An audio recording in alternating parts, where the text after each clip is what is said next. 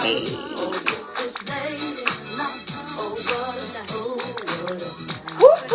don't pay me no attention. My Listen song. to what the girlfriends mention. He's a slut, he's a hoe, he's a freak.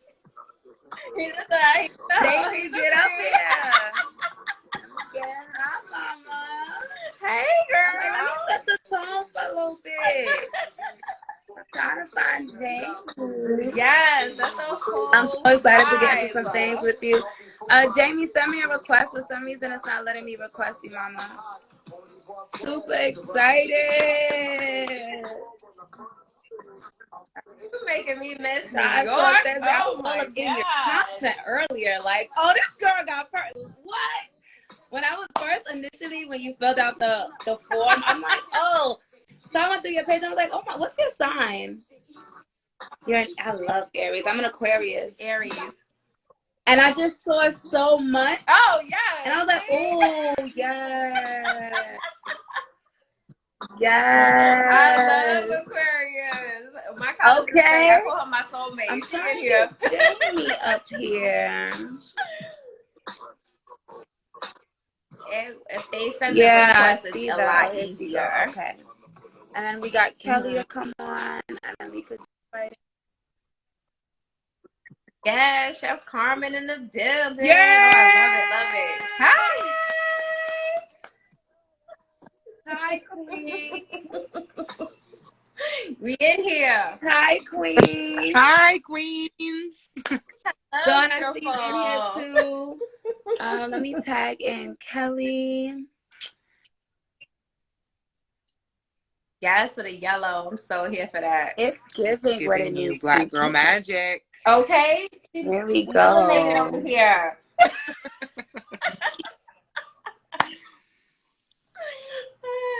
Hello. It's the energy for me. Okay, that part. Hello. Hey, you got a jam real quick. Yes. Oh.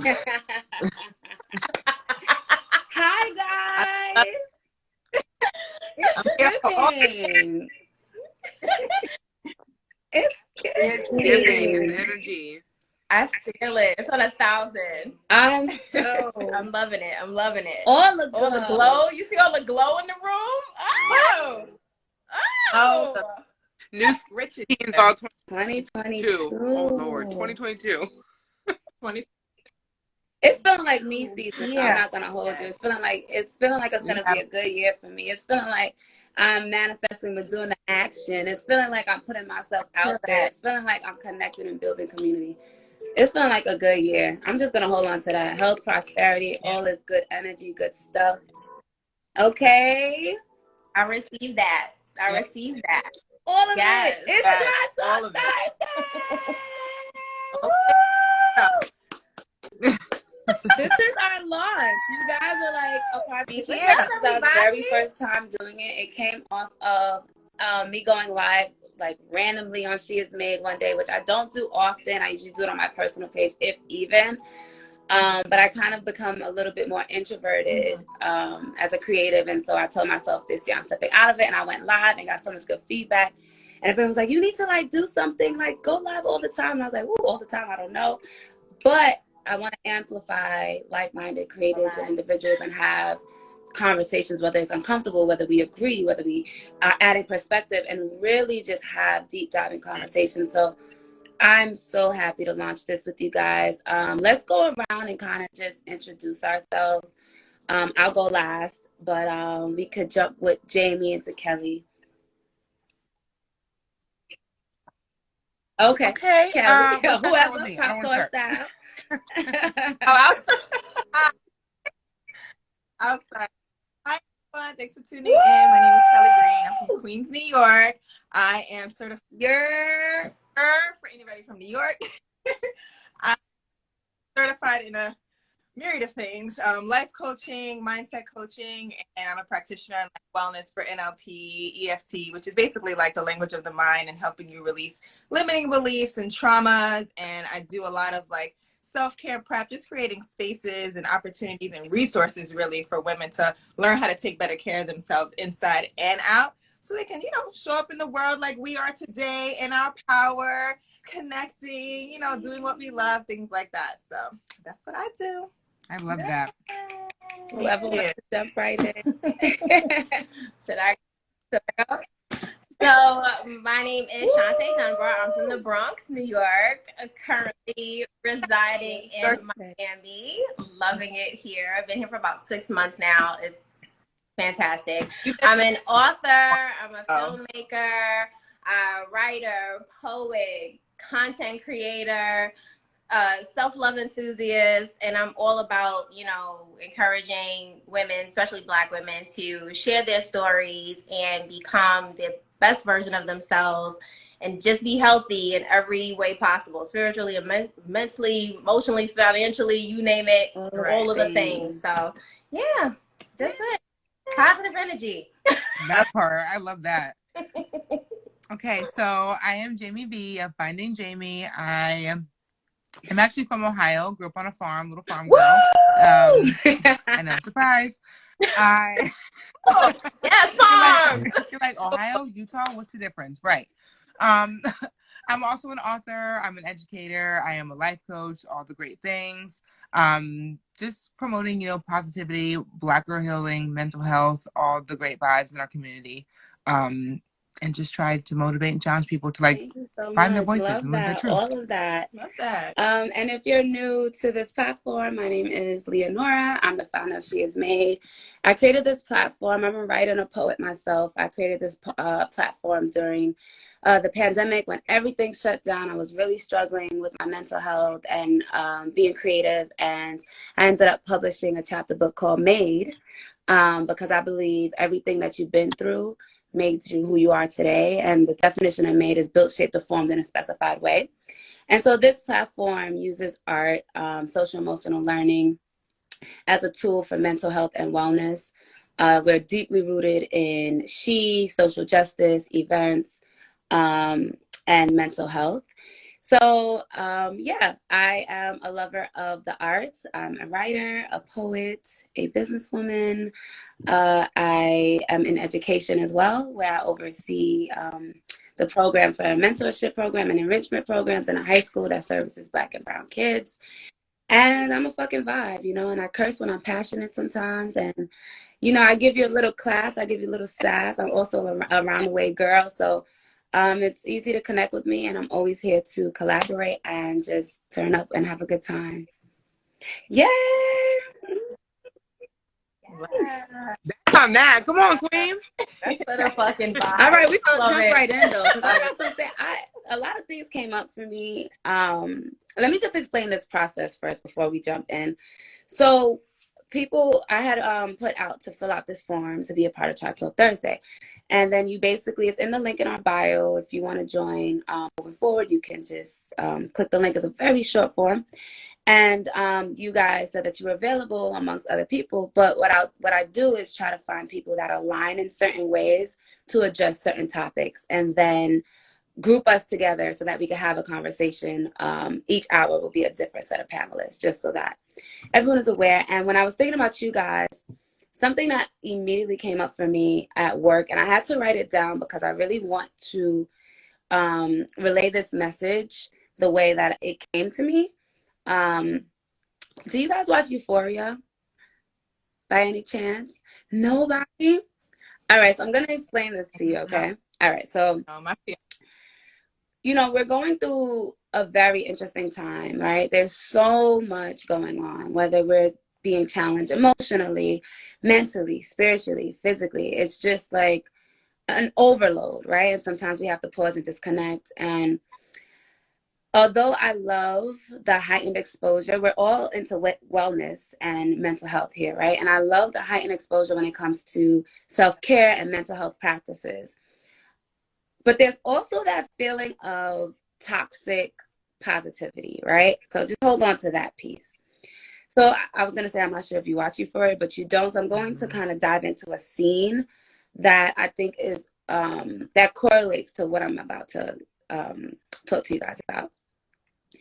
All right, so in the latest episode of Euphoria, there's a actress known as Kat in the actual show, right? And she's a plus size white woman, teenager in high school, and she struggles with body positivity. So there's a scene where she's like really, really depressed, and she's lying on her bed and she's eating like goldfish and watching like a whole bunch of makeup tutorials. I know we go down different rabbit holes when we're depressed, right?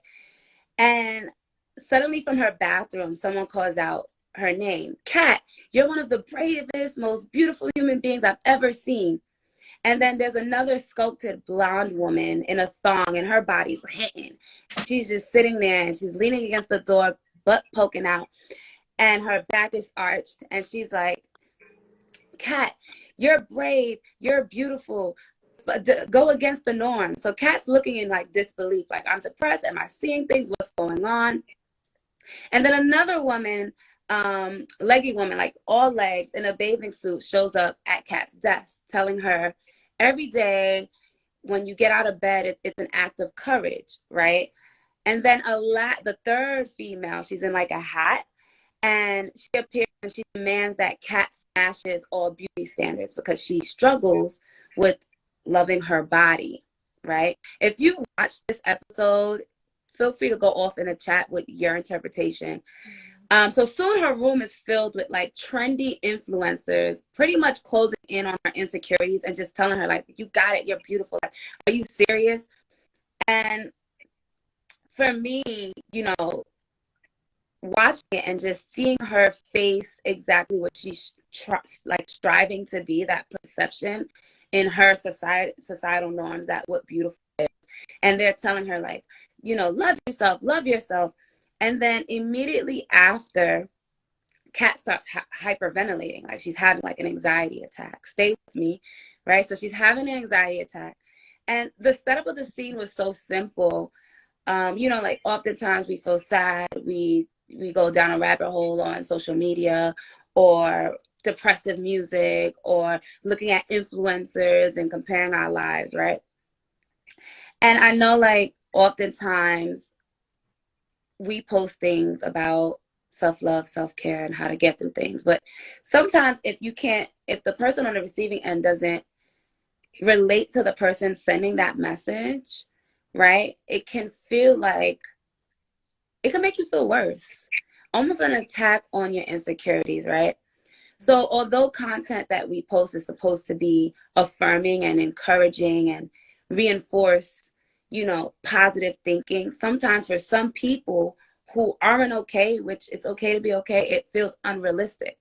So Kat's screaming at them like, what do you mean I'm the bravest? I'm in my bed, I'm depressed, I'm eating all of these chips, I'm not healthy, I'm fat, like saying all these things, combating what she's saying. And I felt like it was kind of like cathartic a little bit, and kind of like a demonstration of what people really go through in real life when it comes to social media, which is a platform that we can use to educate, to heal, to inform, but also it can be painful, right? So I wanted to ask you guys, you ladies are all beautiful and phenomenal, and in the realm of self-care and mental health, what are your thoughts on this, and how do you avoid being the people in Kat's daydream? Like, how do you avoid being that person that may be toxic to someone on the receiving end? That was jam-packed, right? All of that came up. I watched the episode and I was like, I really want to understand That's a lot. your thoughts on this. I know I battle sometimes what she is made of, like being so positive, because sometimes I'm not okay, and I want people to know like it's okay to not be okay, right? What challenges do you face in your realm, and how do you go about that? Yeah. I think with me, when I started, because my book is about my dating life, I show the messiness and the beauty that comes out of telling your story, right? So many people get on social media and they feel like they have to be this perfect, you know, person, and they have to say all the right things all the time, and they have to, you know, just look a certain way all the time. And the reality is, are you really being your authentic self if you feel like you're performing, right? I have to be this way because people are expecting me to be this way. So when I would talk about dating, yeah, I would give like, you know, great tips and everything like that. But I would also talk about the messiness of not following some of those things. And it's okay. My whole brand is about being able to laugh at yourself so that you can really embrace and learn these lessons. Because if you don't accept who you are, you're not going to grow. You're not going to be able to say like, well, these are some things I need to work on. And, you know, why am I triggered when the guy says he's going to call me back and I don't hear from him for 3 days? Like, is it him, or have I experienced this somewhere else that made me feel this way before? And, you know, the point is a lot of people just don't sit in their feelings and feel all the feels. Because there's people out there telling them, you're strong, you can do it. And you know, us as Black women, that's all we hear. You're so strong, you're so articulate, you're so dynamic. And you're like, I'm fucking tired. I don't want to be that today. Like, you know, and so I think we have to learn to just be a little bit more empathetic. And when people say that they're not okay, sometimes they just need an ear. They don't need you to tell them what to do next. And they don't need you to tell them how beautiful and wonderful are. They know. They just don't feel that today. And it's okay. Right? So it's a thin line. But I think if you just come across as who you really are and show that messy side, show that rawness, then, you know, people will be like, okay, well, she's not, she don't have it all together either, but she keeps going. That's dope. That's inspiring, you know? So. Yeah. To go off that, sorry, go ahead. to go off of that, there's a level of like, honesty and vulnerability that you have to have with yourself in order for you to then allow yourself to say, I'm not okay. Right? If you are vulnerable and honest with yourself and you can tell other people, I'm not okay, I'm having a day, invites them to drop their guard and to want to be honest as well. So, you know, with the authenticity and with the vulnerability or whatever, you got to be honest with yourself, because people will truly also lie to themselves and make believe they're okay, or that whatever foolishness or chaos is happening around them is okay and normal because it's happening. And that's the social media, TV blind have within ourselves, and we almost believe it. So we really got to sit there with ourselves and be like, okay, I'm not okay. I'm okay with not being okay. So now let me let somebody else with not being okay. That's that self-awareness to like really get comfortable with who you are and what you're feeling, whether it was because you were triggered by a conversation or something you saw online, or maybe just because it's that time of the month and you're just having a day. Like there are different reasons why you can just not feel like yourself, or you can feel like you're vibrating low and these thoughts are piling in. It's like, wait a minute. The more you become self-aware, the more you can pinpoint what it is that's making you lose your energy, lose your higher vibration. That way you can figure out, okay, now what do I like? What can I do to get myself out of the situation, A, or B, sit in it. Like, it's okay to sit and be sad and be frustrated and be angry. You know, we don't want to like act out or do anything harmful to ourselves or others, but it's okay to be like, I'm feeling a little low. I don't feel like showing up right now. I'm going to take a nap. Like, you can catch in 30 minutes when maybe I feel a little better, a little energized. And you're not at risk of getting cursed out. Like, let me take care of myself first.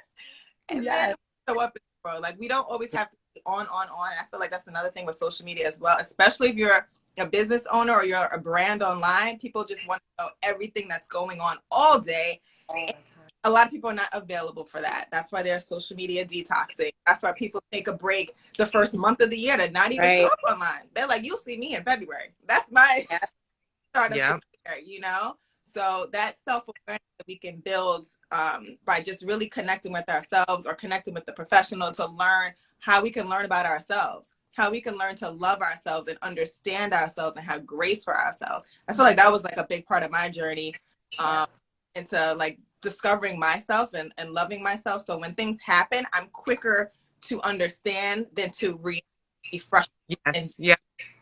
You know, just so much clarity comes from that. Yep. And there needs to be a conversation around, you know, when we're talking about toxic positivity, there needs to be a conversation around you're allowed to have a bad day because you're not a bad person. Or you're allowed to have a bad feeling because it's going to pass. And I feel like often we get stuck in this. If I have a bad day, then I'm lazy. If I don't want to do X, Y, Z, then I'm never going to get it done. Then I must be a bad person. And be like, you're have a bad day because it does not define you. Right. And too often feel as though whatever feeling we have is going to define, going to linger forever, and that's just not the case. It's the labels we put on ourselves. Yeah, absolutely. Really unnecessary to do because they are temporary, just like our emotions. You know, as much as the bad ones are fleeting, the good ones are too. It's not linear. So we just have to understand whichever moment we're in, we're floating in what we're dealing with. It doesn't have to define us. Absolutely. Yes. And definitely setting those boundaries. Yeah. There's healthy boundaries that you can set. Like if I'm not in a good mood, I'm not answering my phone. And it's nothing personal, but maybe there's just part of my cup that's just not overflowing for you today. And I'm not going to sit there and try to, because I could give you some bad advice because I'm not in a good mood. And I'm thinking I'm trying to help you and I could make it worse because I didn't come from a good place because I didn't feel like answering the phone in the first place. I think one of the biggest lessons for me also in 2021 was actually giving myself grace and allowing myself to flow through the ups and downs. Like Kelly said, it's not linear, right? And I was on go time because as creators, you oftentimes feel like you have to push content. You have to be doing something. You're looking at other creators, like-minded creators, and you're like, oh gosh, like, oh, I need to get on my grind. I need to do this, I need to do that. But it's so much that we balance. And sometimes I think that we forget to just really disconnect and rest. And that's what happened to me in 2021. And the universe and God have a very interesting sense of humor because they made me sit down. I got really, really sick. And really, really sick, and I was out of commission for so long. And at first, I was losing it. Like, I had so many things coming up, so many events. I'm like, I'm not capable of doing anything. And then it went from anxiety to this feels good. Yeah. Doing nothing and being okay with it right there. Doing nothing. You like twirling a curl, watching TV. Being okay with that. It's so hard, but when you get there, it's a game changer. Go through seriously, and I went through so much. And if I didn't go through that moment at the time, I didn't see it.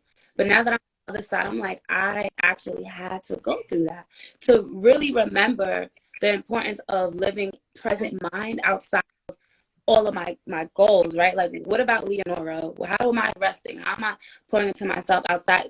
You know, doing the work that I do feels like I'm pouring into myself, even when I'm pouring into others. But the reality is you're still not actually completely pouring into yourself, right? So that was a big lesson for me. Right. And I was seeing all of these positive things about like, you know, like no one sleeps and, you know, you keep grinding and you got to get this done. And while you're sleeping, other people are doing stuff. But then a narrative started to switch where it was like, nah, rest. I started to see that more too. So it was an interesting shift for me. That team for real. Go to somewhere far away. You don't need that team. That's you. How can you be your best self if you don't rest? I just don't even understand how that got to be so strong and powerful. Because you're gonna I can promise you crash. Yeah.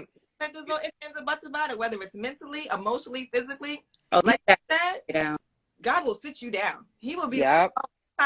You don't want to rest on your own? Watch me make you rest. Yeah. And who want to do that? So just take your time. Just 6 to 8 or 9 hours, however you need. Rest. Yeah, it's true. I think when I came down to Miami, I just needed something different. I was, in my Bronx apartment and no balcony, no nothing. In this pandemic, working from home, feeling stuck, living by myself, and it took a toll on me. And I realized that when I wrote my book, when I did the short film, when I did all these things, I was producing out of this trauma of I need to escape, and this is my escape. I have to do this, and I have to do it now because I can't live like this. I can't keep doing this. And once I realized that, and I decided, fuck it, I'm gonna go to Miami. Then it was like, okay, you're here. So what does it feel like to produce out of joy? What does it feel like to produce out of peace? And, you know, I realized, I was like, wow, like, when I say God moves and is always working in your favor, listen, you have to do what brings you peace. Everything is not supposed to be a struggle. Everything is not supposed to give you resistance. Sometimes those things happen because it's not what you're supposed to be doing. And you need to know how to pivot and explore other options, because your goal can be the same, but know that the journey is going to be different. And it may not look like the way you thought it was going to look, but I'm telling you, what God has for you is way better than you could even imagine. But you have to put yourself in a position to receive it. Yeah. You know, we can't control everything. And I think that's another issue, that everybody tries to control every piece. This is my life and it has to go like this. And it's like, sometimes you just gotta let go, let God. Yeah. Amen. Control what you can control. Everything else, you just leave it to God. And even saying, because you use the word escape, I almost wonder if that's really what you did. It almost sounds like you just like replanted yourself somewhere. That's exactly what I did. Yeah, I'm like getting that vibe for sure. Yeah, because that before it was, I gotta escape, I gotta get out of here, I gotta move, I gotta do this, I gotta do it. If I'm gonna be this, I have to do this now, this way. And it was like, you know what? Let me change my space and see how that works. Yeah, it does a world of difference. I'm in between moving now. Like my fiance and I are looking for a place, and place I am now needs like yes, Beyonce, a whole fiance in a pandemic, y'all. Listen, come on, and a whole pandemic. But that's a story for a different day. But for this one, so I was having like a struggle in creating in the space that I am like presently, and I was like, God, I just feel like stuck. Like this is off, like the energy just didn't feel right. So you know what my ass did? I booked a nice Airbnb right in Brooklyn in a nice, beautiful brownstone with marble, waterfall countertops, central air, beautiful view. And wait a minute, I ain't gotta stay here. Okay, you deserve. Okay. I found the whole environment where I could flourish and grow and just be with my thoughts and be with myself, and not have to take care of anybody, not have to show up or distracted. And it is marvelous. Like I told my cousin about, she's like, oh, I'm about to do the same thing. Like, wait a minute. And we something like that is an option. Like we don't have to stay, and if you aren't in a position to move immediately, you can still change your environment, even if it's for hours, and that just can be like that. That's it. Yep. I've definitely am not in the position to change my environment per se. Well, I'm from Ohio, but I moved to Brooklyn, and that was my big change. But I've noticed it's a big old move. I'm over like, oh God, horses, pigeons. I don't know. I don't like it. I don't like it. Okay, sorry. I digress. But I've definitely shifted who I've been around since I've been here, and sort of like my mindset. And I'm realizing that I create different things and more things. And I think, rather backtrack, I'm more creative in general than people used to tell me that I was. I've always grown up to be the basketball player. Your only job is to play sports, and that's it, and go to school and call it a day. And so now I've started to distance myself from certain people, not have contact with other people, cut off those old friends who still call me when I gossip from high school, and make decisions for myself. I have been a people pleaser, and I know a lot of us here can probably agree that we often want to create for somebody and not for ourselves. We want to finish something for somebody and not for ourselves. You reread the book you wrote, and you're like, I don't even want to reread this because I don't like it. It's not for us. It's happened. I know. If you feel I don't even know her. Right. It happened to me with my first two books. I was looking at them and I was like, I don't even like how these sound. I rewrote the entire first book because I didn't like how it sounded, because it was for somebody else. And I was like, I don't even want to talk to y'all. So then I guess that's part of me wanting to talk to myself and me wanting to be with myself and me enjoying my own space, to then be like, these are the people that I want to reach. And I'm not trying to outreach an audience. I'm trying to tell a story with, and if you like it or don't like it, I'm still telling the story. It's not for you, it's for me. And that ends up reaching more people, oddly. Yep, that's it. So it came from your space, like it came from you versus you yes. somebody else or mimicking something you saw, or think about what other don't attract pride. Put you in. You do that, yeah. Like, that's where you belong, and if you step out of it, are you going to be accepted? I remember first look. Yes. So I get or that. Or like, some mindset. I think oftentimes, if you, as you're growing, like we're constantly growing, right? You're shifting. You're literally shedding and shifting. I think sometimes people hold you to who you were before. You shed that off and you shift it, and sometimes we feel like we have to kind of mold back into those spaces to kind of maintain relationships, certain friendships, certain correspondence with peers, and it's actually, it does more harm than good, because you start to revert to old shit. You gotta think that's also that also resonates with me when you said, like, you read your book and was like, y'all wrote this for someone else. This is not even anymore. And the biggest part for me is just things. I don't want to get up on friendships, relationships, like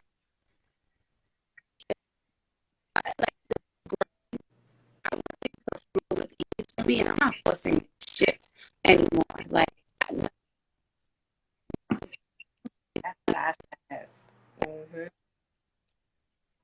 Okay. They laid, sis. You cute. That was a flow too. You just had to swoop. That's just a flow.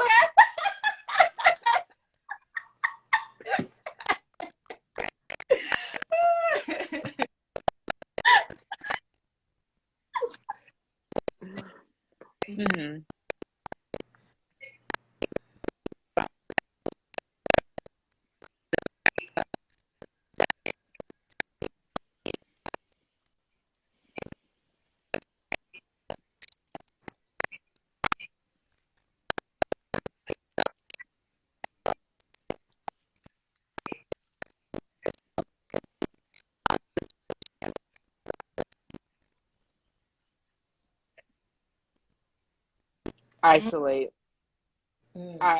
Like there has been this negative connotation around isolating. Like, people need people. Don't isolate. Communicate. Yes, all those things are necessary, but we're also losing the fact that sometimes it's necessary for us to take a mini hibernation. We need to shut that phone off. We need to go out by ourselves, take yourself on a date, sleep for the day. Like, it is so necessary for us to recharge, and I think that piece is missing because it has such a negative connotation around it.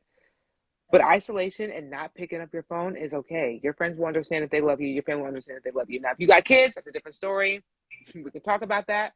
But in general, like, shut off sometimes. Like, it's okay to miss something. Oh, there I go. Drop me.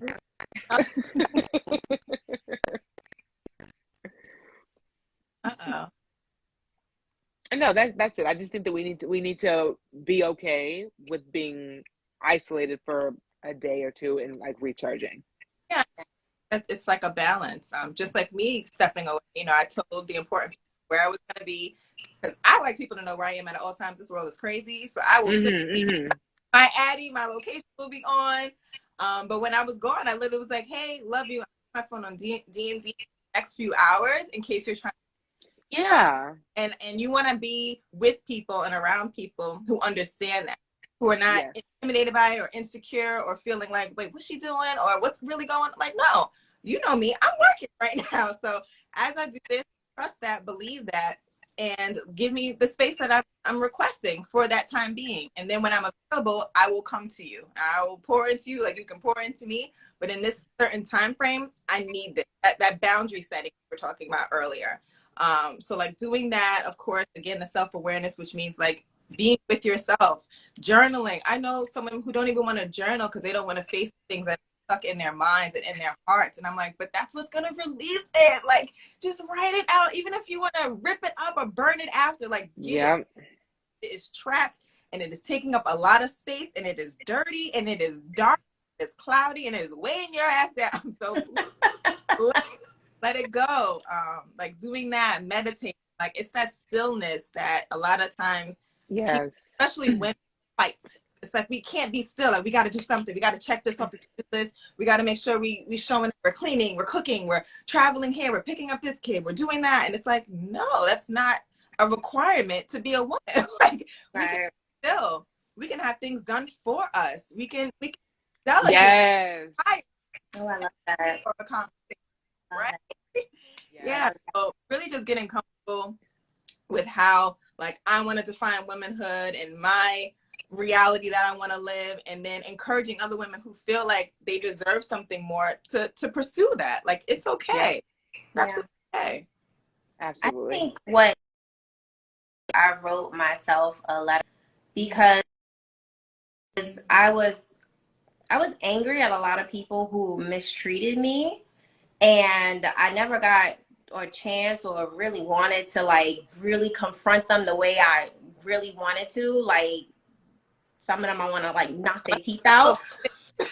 Yeah, but you know, like, but then it's like, and I would ask God, like, how is this person like going on with their lives after the way they treated me, and they're out here unbothered? Like, how that work? And you know, when they say forgiveness is for you, not for them, that is like the realest statement, because it wasn't that I was upset with the way they treated me, but that's who they were. I was more upset with the fact that I allowed somebody in a space they didn't deserve to be in the first place. Yes, come on. And so I had to heal from that and realize, okay, so you made that mistake. You won't make that mistake again, because now you can identify those red flags and those things that trigger you, and you can sit in it, you can learn from it, and it's okay. Like, forgiving yourself, it just opens up so much for you, because like, even in dating, I'm going through, like, I'm an independent woman. I don't need a man to do this. I can do it myself. And what I realized is, no, I don't need a man to take care of me, but I do want a man to care for me. Yeah, hello. There's a difference. Yeah. And it's okay when he wants to do nice things. Like, I was walking around here with PTSD, like, from all this broke ass. Yeah. Dude, I'm saying, this man wanted to sit here and take me on trips and do all this stuff, but I'm like, waiting for him to be like, so your half is, or right.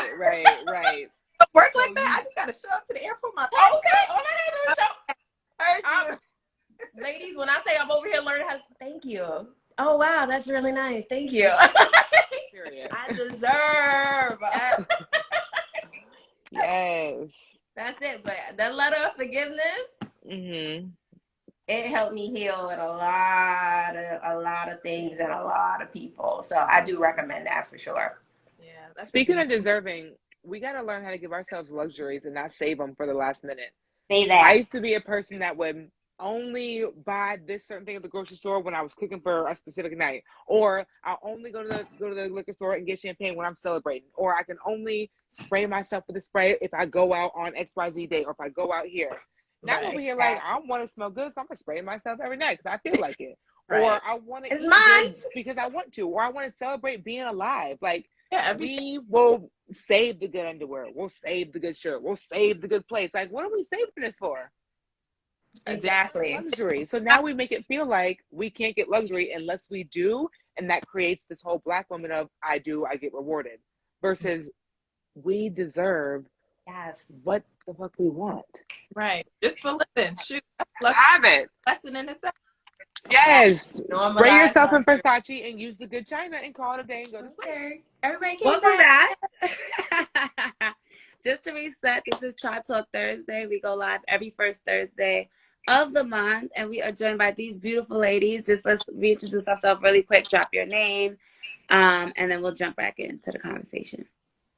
Hey, I'm Kelly Green, certified life and mindset coach and hypnotherapist, wellness practitioner, and here to help you elevate your life. And in this conversation, we're going to get into it. That's on that. Shauntay Dunbar. I'm an author, filmmaker, content creator, self-love enthusiast, and I'm here to give positive energy, encourage you to tell your story, because it makes you a better person. I am Jamie V, author, educator, and coach, motivating you and yours to find your voice and live your truth.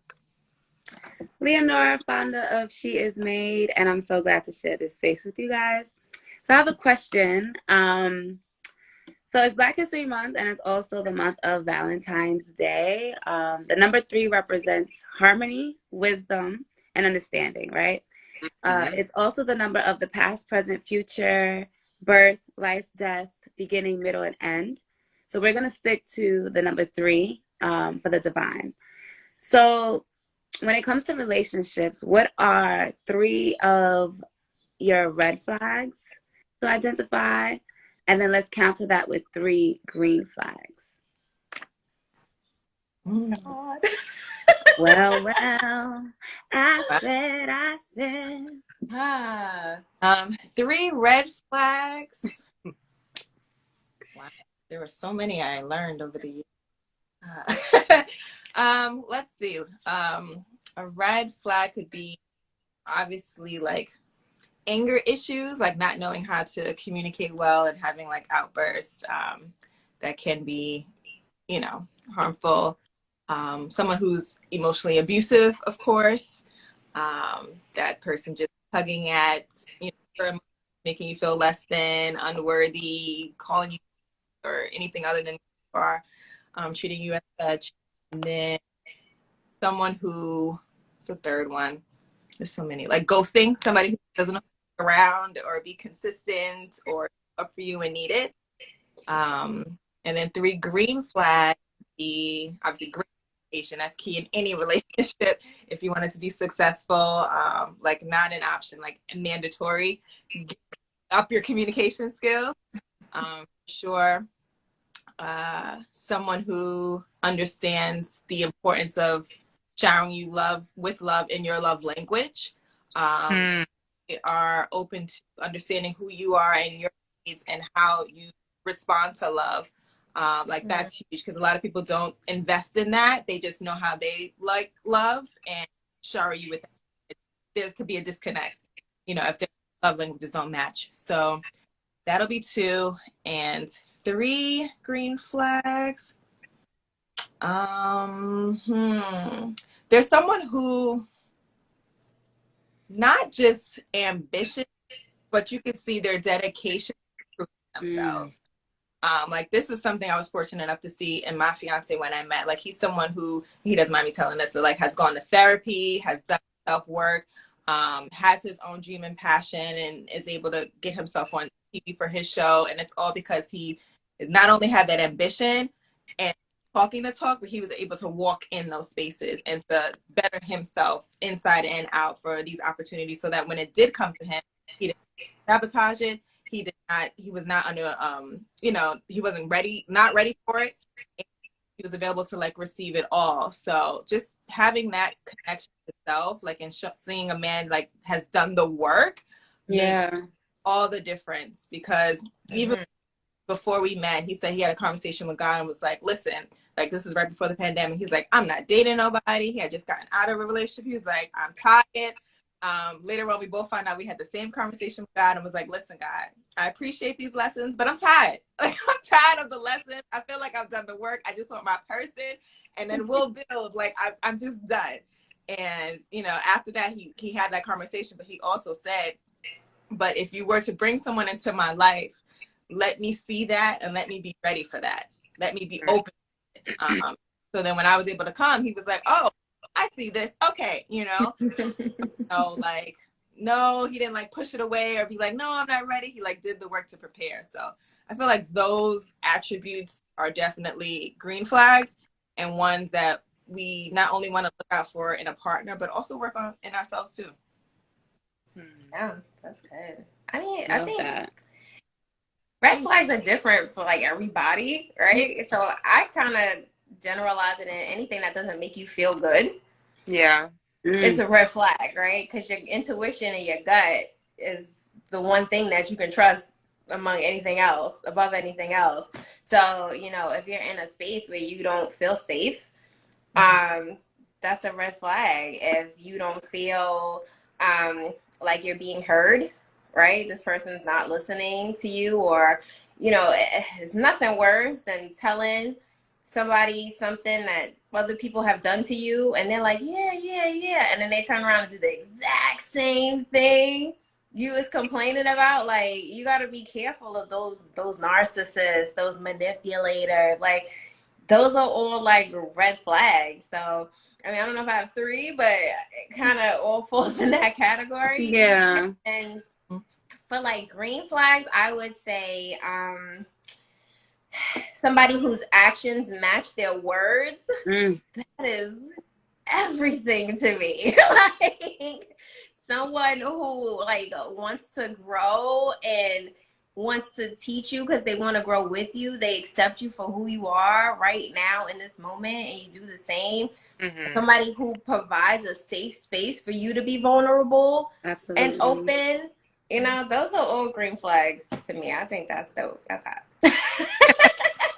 I heard someone once say, I don't know if it was a or not, but it was like, if a man asks you what you're for in a partner, don't tell him, because then he might just try to emulate that, even though it's not. The interview process. Yep. That's the thing. True. And I was like, dang, like that's the thing. I definitely agree with a lot of the red flags that were already mentioned, but definitely to add to that, like gaslighting is definitely a red flag for me. I'm like, I'm not about to sit here and feel invalidated. I don't like that. But in terms of green flags, I need someone who's self-determined, because I don't want to support anybody. I don't want to do that. I want to support you emotionally. I want to support. I want to work together with somebody, but if you don't have the determination to work on yourself, I do not push you through a journey. I got to get through my own journey. I cannot push you through yours. I can help you, but I can't be dragging my baggage and then picking up yours and dragging it through. Also, someone who's willing to call me on my foolery, because I'm a person that can get lost in myself, and I'll sell myself for a dream, and I need someone to be like, okay, I love you, but like this isn't okay. Oh gosh, a third one. This is like kind of cliche, but at the same time, it is for me. I need someone who's adventurous. A green flag is someone who is willing to be like, oh, you want to get up and go? Okay, let's get up and go. I don't want to be that person who's in a relationship and I'm like, well, I still got to travel by myself. You know, and that's a huge part of my love language, is being like, let's go somewhere together. Let's sit on a plane. Let's experience things together. I need you to meet me halfway with that. Definitely agree with that. That's hot. Definitely. I'm gonna say agree. I'm gonna go back and forth. A green flag that came up for me just now was being comfortable enough to have difficult conversations. Like, I want to be with someone that I don't have to like put up a facade or not tell the full truth or feel nervous about being honest about feelings that I'm navigating through based off of my thought on how you'll react to it. So a green flag is really someone who is emotionally mature and has emotional intelligence to have certain conversations and not take it personal as it's targeted towards them, but something that I'm going through and I want to share with you because you're my life partner, and I want to like be honest and probably may need your help getting through this because I don't feel like myself. A red flag, manipulation. I feel like that's a big red flag for me. There are a lot of master manipulators out there that will really have you thinking. It's like gaslighting and manipulation almost go hand in hand, because they will really have you asking yourself, am I bugging? Like, am I bugging? Right? Or going against what makes you feel comfortable, like you said, right? Another green flag for me is someone who takes initiative. I don't always want to have to verbalize something. Like, certain things you just should know to be like, my baby may need a little a little help, or a back rub, or I had a long day, you put tea on the stove. Little things and gestures like that are really green flags for me, because it tells me that you can understand my language without me having to verbalize it. Right? Like, you kind of know me. You're getting to know what I need. And I guess I'll name one more for the red. Another red flag. Someone that's not willing to heal and really look inside themselves. Because healing, we glorify healing like I'm healing, I'm going through the process, but healing is ugly too. And it's hurtful as hell. And a lot of the times people don't want to go through that because of the ugly phase, and they don't want to face that, right? So they kind of just, like I'm good, and ignore things. No, I need somebody who's consistently working on themselves, because that's where I'm at with it. And then my another green flag for me would be someone who's passionate. Because I'm such a passionate person all around, I can't deal with someone who doesn't have a passion for something. So yeah, those are some green and some red flags. Yeah, I'll take a question, Kelsey. What if you haven't met his mom after years of being together? Is that a red flag? And does she live in a ladies? She trapped under the ground? What's going on? Stop. Not. Oh, where is she? Okay. She might be toxic, and not you might be trying to protect you from her. She could be a problem. With him and his mom, are they distant? Yeah. Are they close? Because that also might play a factor. That part. Touché. For example, I could be with somebody who life and never meet my parents, but it's not that I'm hiding them. It's because my parents are not involved. So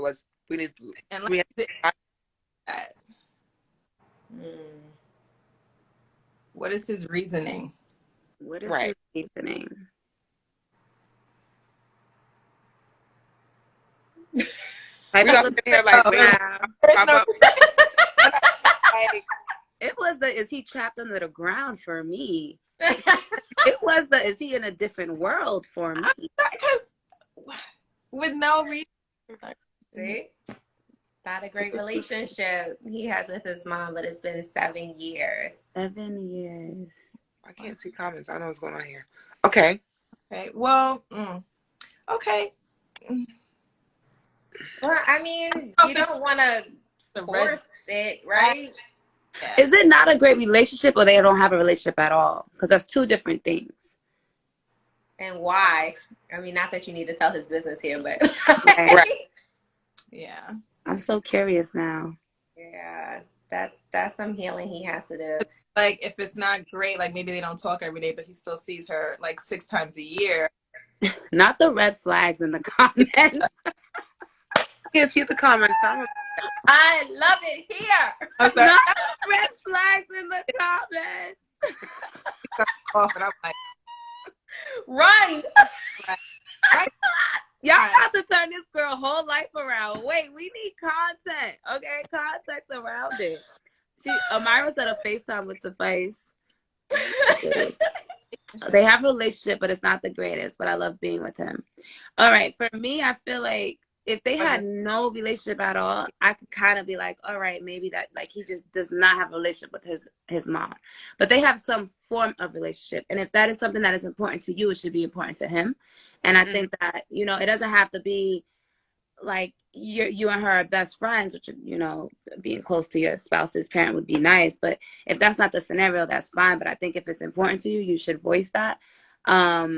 Because they do have some sort of relationship. To me, that's a little like, that's a red flag for me. Kind of like, let me meet her one time. Yeah, right? Red flag let me see how it is, and then I'll leave it alone.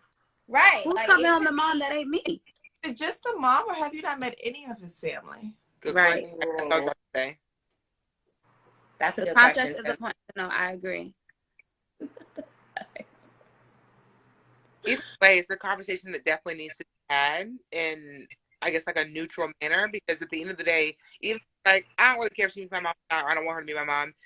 Again, if it's important to you, have that conversation, because you deserve to choose that for yourself. Exactly. Especially because they do have a relationship. That is a choice that should not be taken away from you. In my his siblings are nothing. I can't see when I first said something, but she says she hasn't met his siblings or anything. Oh, nobody. Nobody? That's a red flag. I don't like it. No. No, right. Lizzie B said, no family, girl, run. Something's not right. Definitely have a conversation about that. Like, and you can ask why. You can be like, hey, I haven't met XYZ people. You are entitled to ask why you have not met. But I can't imagine that in 7 years you've never asked. Like, That's a flag. yeah, She 7 said, years is a long time to be with somebody. We're not talking about, y'all just met in the pandemic. Y'all been rocking since before the pandemic. So Years. what's the excuse? she said they know about her, but she hasn't met them. How do you know that they know about you? Do they live far? I don't like that. I don't like it. I'm uncomfortable. I don't like it either. That's a flag, baby girl. 7 girls, no ring, no family. What we doing? Who are you, sir? Said Lizzie B. Y'all are relentless. We always talked about it. Yeah. I mean, if you feel like you deserve more, if that's what your gut is telling you, then your gut's probably right. I'm just gonna put that out there. At the end of the day, we can't tell you what to do. We don't have enough information, and we're not in your shoes. But what I will say is, if you had to ask that just now, then something don't feel right for you, and you need to reevaluate it and figure out what it is you want, not necessarily. Lizzie said they know about someone else too. Lizzie, Lizzie messy. Lizzie boo-boo, Lizzie girl. No. You gotta figure out what you want. Just reevaluate the whole thing and what your, ideal relationship would really look like and what that would consist of. And make your list. Is he meeting those things? Right? Because if the family and the friends are that one part, what's the percentage does that play in your life? Is that major for you? Right? Obviously it is, because you're asking. Yeah. So kind of, you got to figure out a clever way to kind of dig into it a little bit without, So it's like, is any holidays, anything coming up? I mean, right now he's getting away with it because of COVID, but we could FaceTime. We could do house party. We could do, family game nights and all that other stuff. Like, initiate it, and invite them. And I know like there's jokes and stuff like that, but thank you for even bringing that up, because that just shows that sitting on your heart for a minute. Yeah. Wanted to get that out and try to get some, affirming behind that. So kudos to you. I know it might not have been easy. But again, the fact that you feel unsettled here and it's something you felt like reaching out to for advice shows that something is off, and you want to honor that in all situations of your life. Don't ignore it on the rug, and definitely don't keep spending your time putting something aside that might be really, really meaningful. Exactly. Yeah. And don't ignore it because you're comfortable in the relationship or because you've given it so much time. Or even if you love them. Like, that's also times. If, at all. So even if you feel that fear, sometimes that fear can set you free. So do what you need to really just move past this. I ain't telling you what to do, but just to move past unsettling feeling, whatever that. Yeah. Agreed. Oh, wow. That escalated quickly. Dawn said great advice. Lizzie said 100. And Kelsey said, thank you. I love you guys. I appreciate your advice. Absolutely. That was beautiful. Absolutely. Yeah. Okay. So our hour is coming to an end. We have some technical hiccups, but thank you for bearing with me. I know. What's fast? I wish we could have just like all of us collectively together. That would be so dope.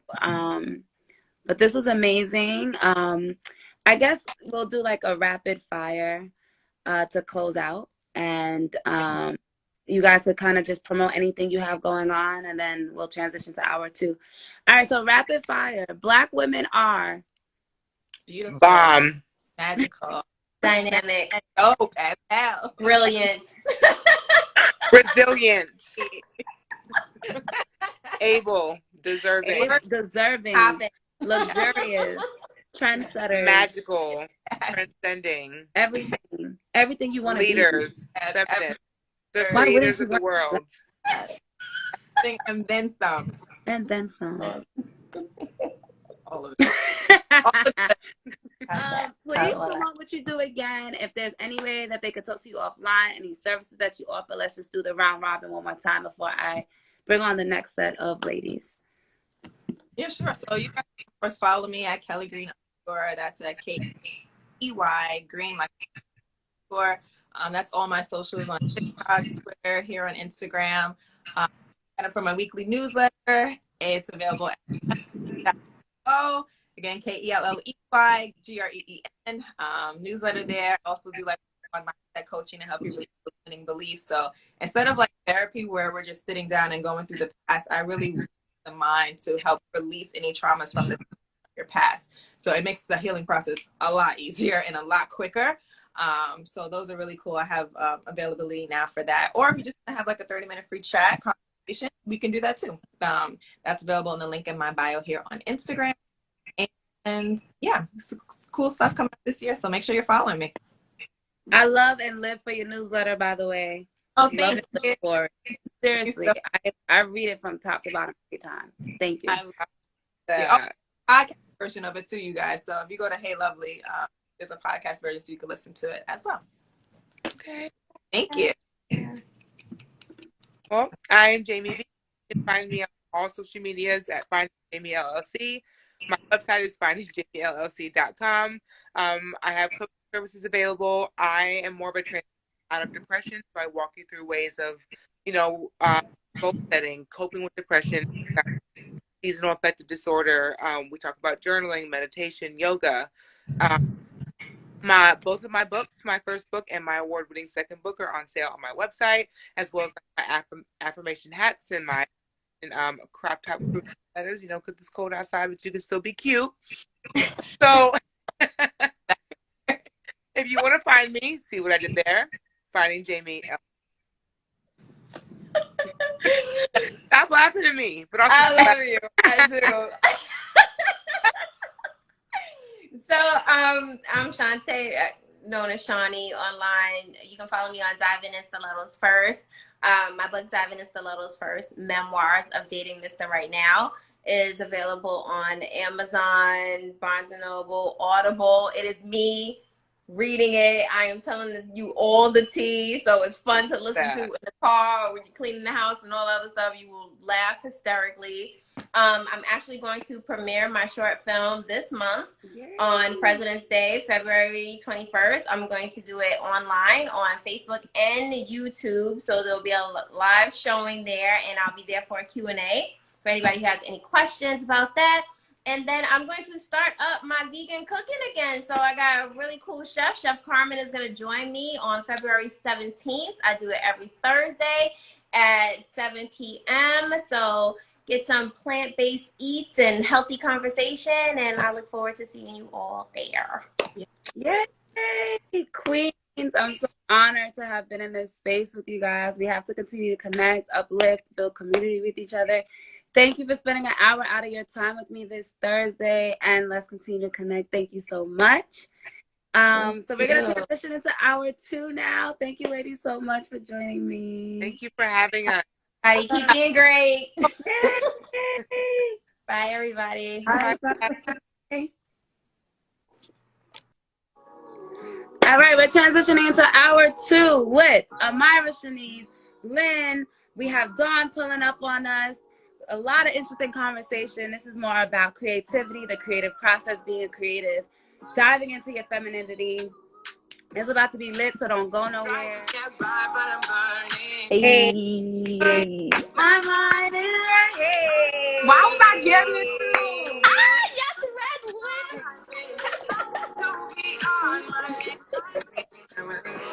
Hey. Hi. What's up, honey? Awesome. Yes. Child, I'm over. Right, welcome to hour 2 of Tribe Talk Thursday, the launch. Let's go around popcorn style. State your name, state your claim, who you are, what you do, any services that you offer, and then we'll start from there. Hey guys, I'm Amira Shaunice. I am a Jill of all trades, writer, producer, author, director. Check out my YouTube channel, New York Girls TV. And yeah, I'm live in. Did you say, wait, you said you're in Queens? Hey. Awesome. So you guys are from New York. I'm in California. Yeah, Yes. West Coast. Oh, yes. Hi everyone. My name is Lyn. And I, like I said, I'm joining you from the West Coast in Oakland, California. I am a poet, a dancer, an educator, a podcaster, Basically, any form of storytelling is my art, and that's what I like to do. That's where I live. And yeah, I'm excited for to be with you guys. Yay! And what's up, y'all? I'm Leonora, founder of She Is Made, writer, poet, educator, all things creative, and I'm just really, really happy to share this space with you guys. So let's jump right in. So again, something came up for me when thinking about you ladies in this group setting and having the conversation. So if you're new here, we are just launching Try Talk Thursday. We're going to do it every first Thursday of the month at 8 p.m. to start off. If it picks up traction, we might do it a bit more often. But what happens is you fill out the form, and then when you write your availability, I go through each and every form and kind of match up who fits, who aligns, and then we have deep diving conversations. Whether we agree to disagree, we agree, we disagree, we vibe. We're just having a diverse conversation from diverse, amazing people. All right, so I want to talk about, let's start with sensuality and femininity of the Black woman. So this is what came up for me when I grouped you guys together. So I'm going to read it because I want to relay the message how it came up for me. In a culture driven by sexual and racial imagery, very few honest conversations about race, gender, and sexuality actually take place. In their absence, commonly held perceptions of Black women as teenage mothers, welfare recipients, mammies, or exotic sexual playthings remain unchanged. For fear that telling the stories will fulfill society's implicit expectations about their sexuality. Most Black women have retreated into silence while others embrace their sexuality. Real Black girl, magnetic, hot girl shit. That's exactly what I wrote, by the way. Real Write that down. Hot girl shit. I'm talking to them. I did. Now she typed it too. I typed it too. Where do you think we are now when it comes to Black women embracing their sexuality, femininity, their erotica? And why do you think other people view Black women and their sexuality as dangerous? Ooh, what a question. Right, what a question to start with. Really Literally, I was reading your responses and I was like, I want to know what y'all feel about this.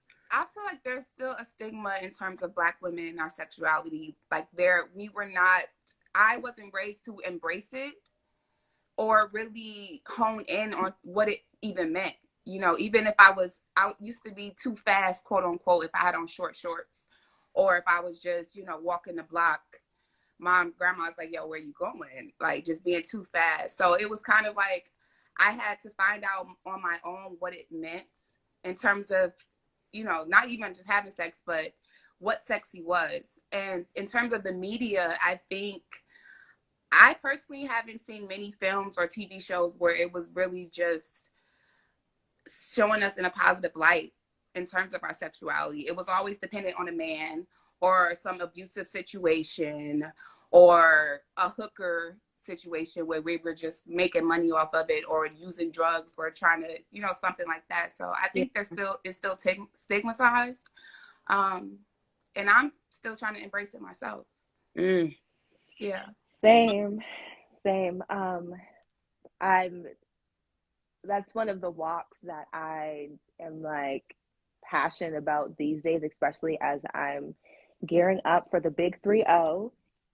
Is just what sexuality and sensuality means to me, especially having my own lived experiences and then how I am interacting with men that have their own lived experiences. So, it's really, really layered to think about sexuality as a whole, but then to talk about it as a Black woman, like Amira was saying, we've been over sexualized since we were youth.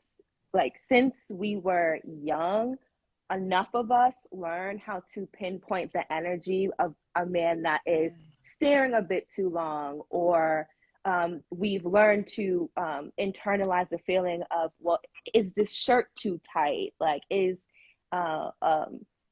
red lipstick for the longest of time was taboo, and like some black homes. So I just realized I'm the only one that doesn't have the red lip. Right Listen, mind you, I put on lipstick after I saw Lilo on the live. I was like, I didn't get the memo. It's okay. Next time. But now, like, we've just been like over sexualized for so long that when we finally get the opportunity to experience sex like in a free form way, some of us hit the ground and the walls on some I'm trying it all, which is okay, but in the eyes of like society, we don't always get that grace to kind of make the mistakes, to go through things. And like, we talk about femininity and sexuality, but there's so many dualities within us. Like, there's the masculine energy as well. And we can sit here and talk about being feminine as much as we want to, but if we don't control the toxic masculinity that's within us, then, you know, how are we showing up in these interactions and exchanges, and how is that going to push the evolution of Black people forward? Because that's really my thing at the end of the day, is I'm supposed to create. I'm a creator by definition, by trade, in my heart, everything that I do. So I know that my biggest creation is going to be a creation that I make with someone else. And like, what does that look like? You know what I mean? Like, what does that look like? How am I teaching my son or my daughter to approach their own sexuality by being a role model? If I don't ever allow myself to get there, how can I be, you know, of any service to my kids in the future? But that's just the heavy shit that, you know, you have to dissect when you think about sexuality. But for me, like, my sexuality fuels my creativity so much. And that's why I say it's important to get in control of your like masculine and feminine energy, because that shit will help you to navigate, you know, your creative pockets when you're down, when you're up, like, you know what I mean? And like, when you get that sexual energy, what are you doing with it? Absolutely. When you get that creative energy, what are you doing with it? You know? But it's a more difficult walk as a Black woman, because, you know, we don't get the grace. But like, I love spaces like this because representation matters. And when other Black women hear us talk about sex in such a free form way, when other women hear us embrace our sexuality and sensuality, it allows all of us to do that in our own way. So to us. Yes, I think to piggyback to like, one of the things that I'm doing in my work as a sensual being is recognizing that sexuality and sensuality are different. And I think that applies to all people, because often we're taught to use those terms interchangeably, but they're actually very different things. And so when I think about sexuality, I think about the relationships that I have with other people and how I give and receive pleasure, how I express my love or care, how I express my, you know, just like the intimacy that I want to have with others. But when I think of my sensuality, that's something that's really personal to me as a person, and it has more to do with still thinking about pleasure, but really thinking about things that I do for myself that give me pleasure, and the things that give me confidence, that make me feel good in my own skin. And so a lot of the work that I've been grappling with is just like, what does it feel like to live a pleasure active life? And for me, that includes doing things like dancing, like moisturizing, like touching my own body, looking in the mirror, saying affirmations, cooking and getting that first taste of something good, like leaning into all of my senses and really being able just to enjoy small things in life. And none of that has anything to do with sexuality. And so I think that in general, there's this really powerful by Audre Lorde that like changed my life, called Power of the Erotic. And it talks about how eroticism and pleasure is something that has been colonized and become a part of the patriarchy, but it's something that's actually very divinely feminine. And that is about leaning into the senses and understanding the intersection between mind and body, and that those things are not like separate things. So I think that as Black women, we have to be mindful of that because, one, as everyone noted, we're sexualized from a very young age, but two, we're also desexualized in mainstream society. We're also desexualized in mainstream society, and the standard of beauty that that we often see out in the world may not reflect like what we see in ourselves. And so there's a process of decolonializing that and also removing like those patriarchal concepts that like when they come together can be very detrimental, particularly to Black women. So yeah, those are some of my initial thoughts, and just thinking about individually, like what kinds of things bring you pleasure in your life, whether that's for your senses or for your sexuality, and how can you get more of that goodness out of life? I love that. Pleasure after life. I wish I could say I coined it, but it's Adrienne Marie Brown has a whole book on pleasure activism that's also really powerful as well, in thinking about some of those ideals. Can you drop the name of the books that you named in the chat? Yes. Someone who's curious, and I definitely want to get into for the book you was just talking about for sure. All right. I did have a follow-up question in regards to thinking about sensuality, femininity, and owning our body. About 4 days ago, I received this DM from a woman on She Is Made, and she blatantly just asked, like, how can I love this body when it isn't even mine? So immediately I'm like, is there trauma there? Is there abuse there? Like, I don't know how to address that question. So I just started to like give room and space for her to talk. And then she wrote, we do know that the common coping mechanism for sexual trauma is dissociation. So I asked, like, what are you doing to kind of like counter how you feel? And she said dissociation, right? And then she said that this technique allows her to emotionally, she said to remove herself emotionally from things that she can't control. So what advice would you give to women who are trying to reclaim their bodies, whether it's from sexual abuse, some sort of trauma, body shaming? Like, how would you respond to this? I think that oh, go ahead. Well, I was gonna say that no, go ahead. I think a lot of people experience sexual trauma individually and collectively, just the way that our society approaches conversations around sex. It's such a taboo thing, and so I think that there's a spectrum of sexual trauma that people can experience. And as someone who has experienced sexual trauma and has had to go through the journey of reclaiming my body, I think that, one, recognizing that that's a very like personal journey, and that there are strategies that may work for some people that don't work for others, and that like acknowledging that's a journey, right? And of course, resource sharing is really important, but I do think that it's important to recognize that everyone's experience toward figuring out what works for them is going to be a little bit different. For me, something that worked really well was therapy, and doing the work of like the readings that I dropped in the chat came out of me going to therapy and doing that reclamation work around my own body, and even being able to stand in front of a mirror like had become such a painful thing for me.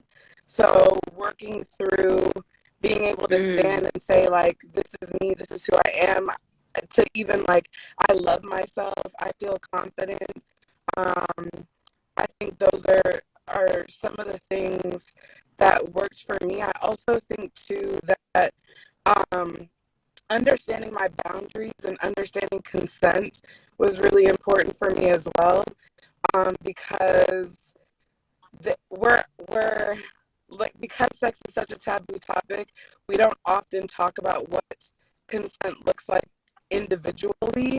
And so there's this idea of like, when you give someone consent, like it may look like you participating in an activity, or them asking you and you saying yes, but actually there's a lot of there's a lot of different philosophies that people have on consent, and we don't actually talk about them. And so understanding for me what consent looks like, it looked more like me being able to have a whole full body yes, like I want this, I want to be engaged in doing this. You haven't coerced me, convinced me at all into feeling like I owed you something, like or like just having any of those feelings, and that the situation itself was one that I could fully and excitedly say yes to. And then after understanding that I had that power, understanding how to advocate for that with other people was a journey and a process that I had to go through.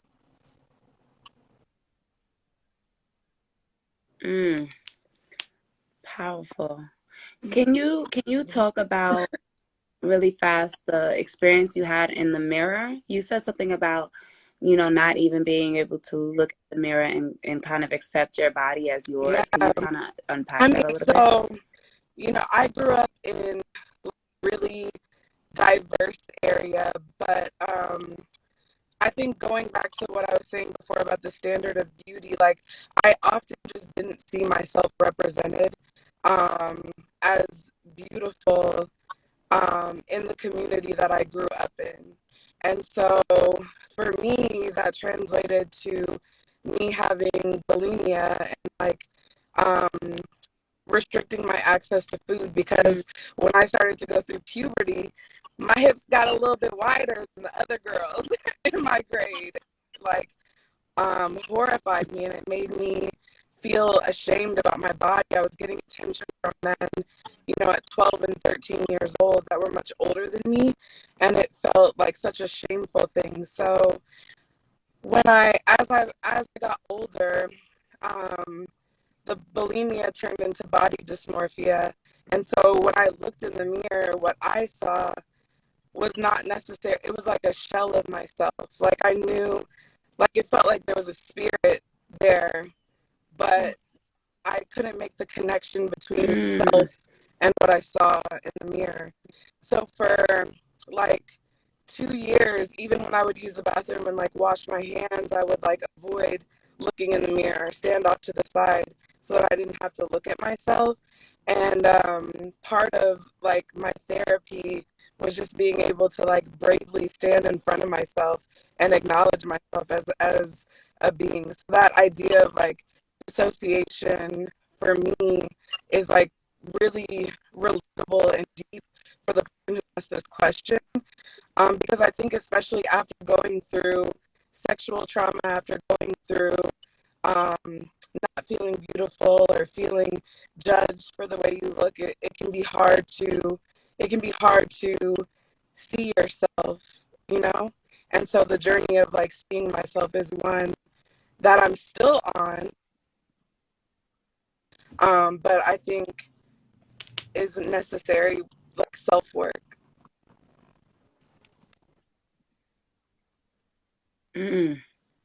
Well, thank you for even sharing that and being all transparent in that, because that's real. And I'm sure that, there's people out there that can relate to your story and where they are now. And it's like everyday challenges, right, that women are going through. So I do appreciate you being honest on that regard.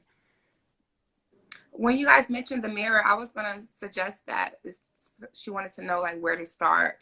I think with reclaiming her body is really taking the time to look at herself in the mirror and figure out what it is that she loves about herself. And even if it may not be in that instant moment, but making sure you do that daily, saying those affirmations, taking the time to lotion your feet, Mm. and love your body, Right. and Yes. and even practicing celibacy. That's a part of, for me, I think that can be a start for her. And just honing her body and making sure and really treating it as a prize and keeping it to herself and just figuring out what makes her tick, you know. But yeah, that lotion and feet is real, because I learned like physical touch is one of my love languages. Yes. And I used to expect that from other people, but really just taking the time, like my shower routine now is really a routine. That's my moment of just making love to myself, so to speak.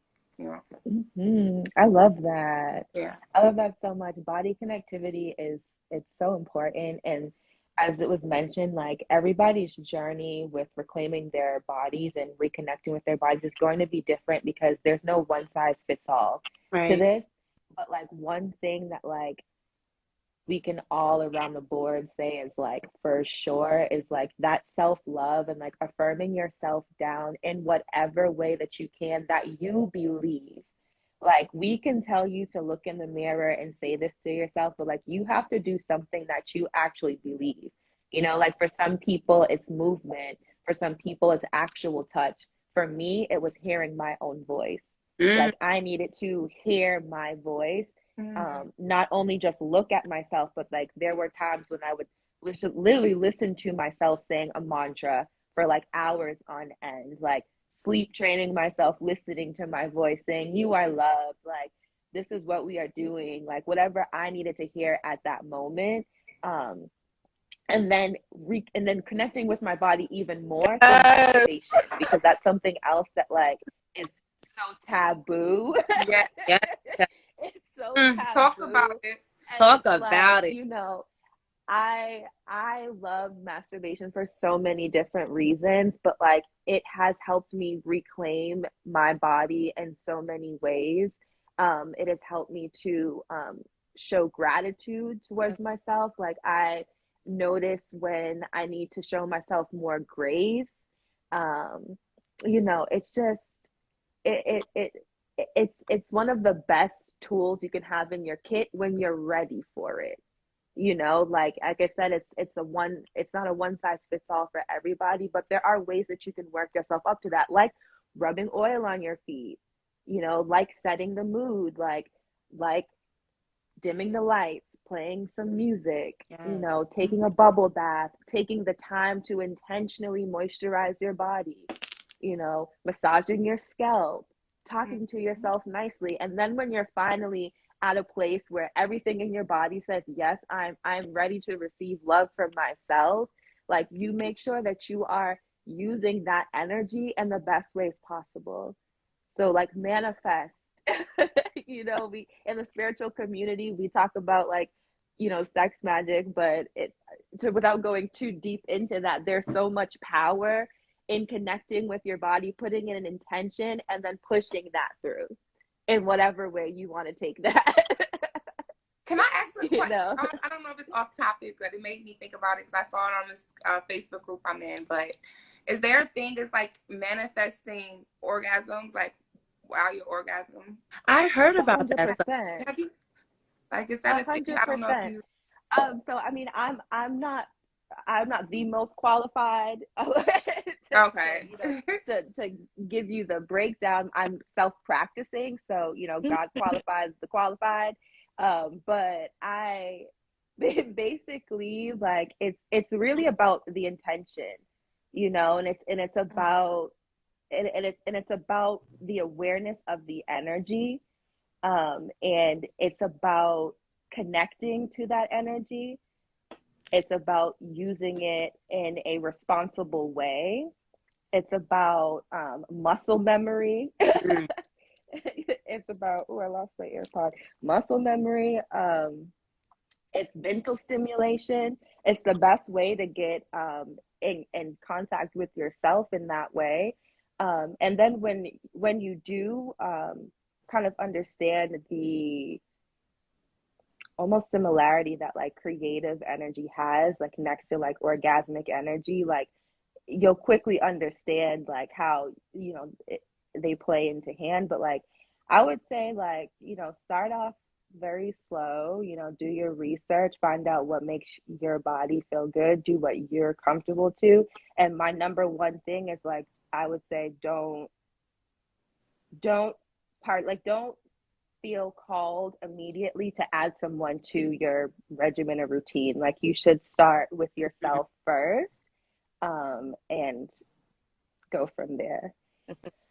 When it took me a very long time to feel comfortable with masturbating. Like I used to always say like, yo, what's the point? Like, I know it's me touching me. Like, I'm not turning myself on. Like, I can't get there. And in my mind, and I guess that's also a part of what I spoke about in hour one of stepping into my divine feminine, right? Because in my mind, I'm like, oh, I have to light the candle. I have to like put on this whole show, which now I do if I want to, just out of like, I had a long day, right? But I couldn't get into really making myself orgasm. And now I absolutely love masturbation. Yeah. It was a process for me too. Absolutely Everybody love deals with that. masturbation. Like, and it's interesting because it does bring me closer to my body, and then it's a quick release if I'm having like a rough day. It's just amazing. And I think that every woman should know their body in that way and love their body. And I love what you said about like lotioning your feet and oiling your skin and getting in between your toes and really pampering yourself, right? And reclaiming your body and what you want to feel in the physical, in the flesh. So yeah, I do like to masturbate now. Yes. Get into it. Let's talk about it. That's so fun. Let's talk about it. Have you always, Dawn, been into like masturbation, or was it kind of like, because you really gave like a real... Really? Is she like the sex guru? Like, that's what it's giving. That's what it's giving. So well, thank you. But I will say this. Early life experiences forced me to be aware of my body. And when I started going through puberty, I had to make sense of it all. And, you know, as I started like getting to a place where I could experience my body like in solitude and in privacy, like without like, you know, my mama busting in or like, you know, like I'm not living at home type thing, you know, that it definitely became more of like a spiritual practice. So it was less about like, I want to feel good and more about like, this is sacred time for like me. So have I always been into masturbation? Like I've always been into connecting with my body. Yes, I've been very in tune with my body for a very, very, very long time.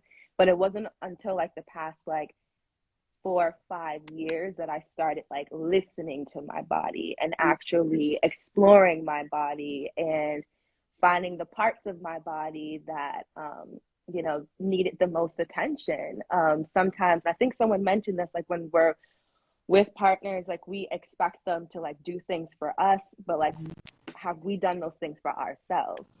You know, like we could talk about how we want a man say, you know, break me off, show me what you got, you know, but if we're not knowing the way around our own bodies, we're kind of doing the interaction a disservice. You're really putting yourself behind the bar, but you're really, you know, hindering the experience. And there's so much taboo around masturbation. Like people thought for the longest time that you were going to go blind if you masturbated. So it's like for us to be like talking about masturbation so freely now, to some people, you know, this can be, you know, a lot, you know. So I'm sorry.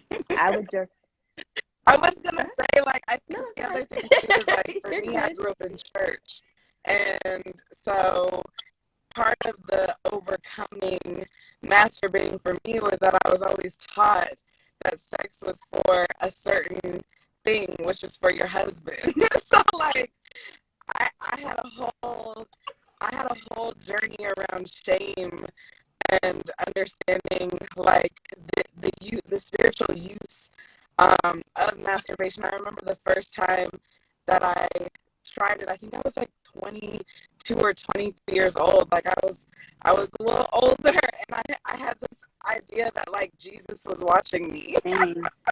And like, right.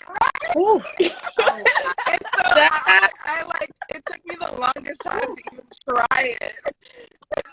It was in church. It took me the longest time to even try it. And I've talked to other women who have had similar experiences, just like, you know, growing up in the church and having to overcome like that sort of level of shame. I think that now, like, I masturbate every morning. It's like a part of my morning routine. Yes.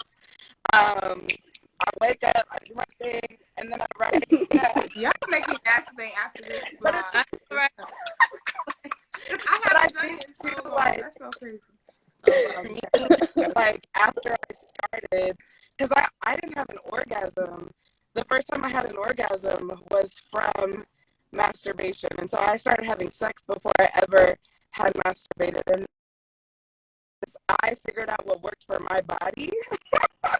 It was over. Like, then, after that, I wasn't expecting anything from anyone that was anything less than what I could do for myself. So, like, I'm at a point now where it's like, you know, like, if you don't know what to do, I'm going to tell you what to do because I know.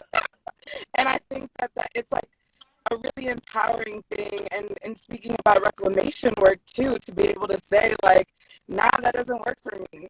This is what works. This is what I found works. Try this. Like, being able to have that level of communication because you found that like pleasure with it, I think, is really powerful. And I don't think about Jesus anymore, but it was a whole thing I had to overcome. Like, you never got off if you was thinking about Jesus. My God. Like, Man. I would have felt so ashamed. I can't even imagine laying there trying to touch myself and thinking, well, what is Jesus looking at? Is God looking at me right now? Like, it's so shameful to feel like you can't pleasure yourself in that way, you know? Like something Well, you like it's definitely wrong. felt that way for a reason. Like, yeah, we've been made to feel that way, you know, and that's why we have to reclaim our bodies and spend that time alone. And if you feel like someone or something is telling you that like you should go against that, like that should be an indication that that's not right. You should always be able in anything that you practice to worship and hold your body as a sacred vessel. And one of the things that I love saying to myself while masturbating, so feel free to adopt this if you want to, is my sex is holy and my erotic belongs to me. So my sex is holy, my erotic belongs to me. And honestly, truly, it's helped me to, like you were saying, like kind of get rid of the Jesus figure in my head, like while I'm with myself. Because it was like, no, what I am doing right now is a holy practice. Like what I am doing right now is showing I never thought of it that way. And yes, I feel like I kind of want to explore that now. So, ladies, when you don't have to answer this, of course, but when you masturbate, is it with your hands or do you use like a toy? I don't use my hands as much. I can't do my hands. I've never been a finger girl. Yeah. In terms of myself or someone else, I've never. Yeah. Okay. Because I don't know how much I could think of it as a holy thing when I'm like, I don't know. I wanna expand on that a little bit. But I took the time to explore with my fingers. Yeah. And just to see if it's something I could enjoy or possibly, but it didn't work out. And don't feel forced to continue to try something if it doesn't work. Yeah.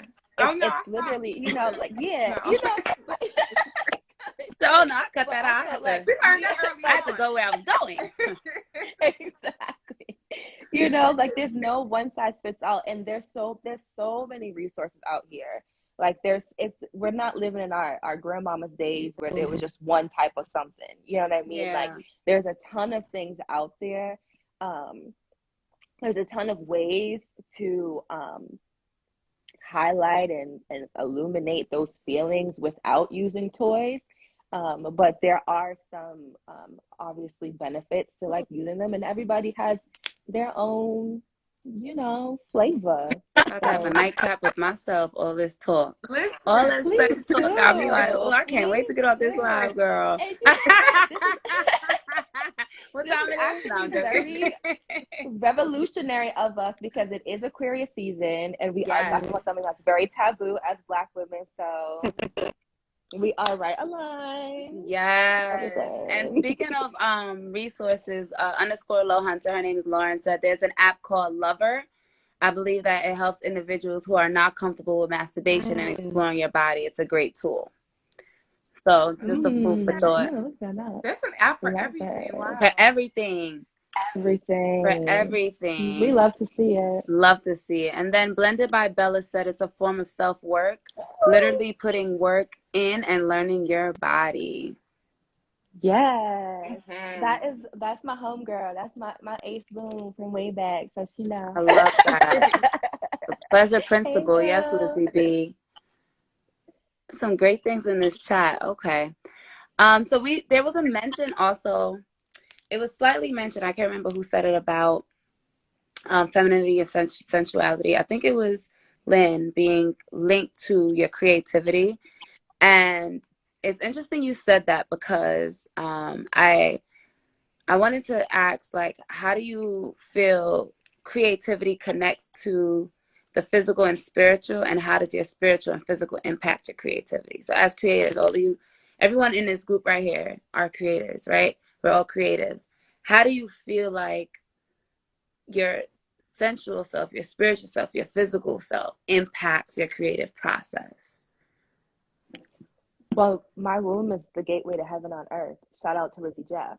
Ooh. So everything that I create is literally providing heaven on earth.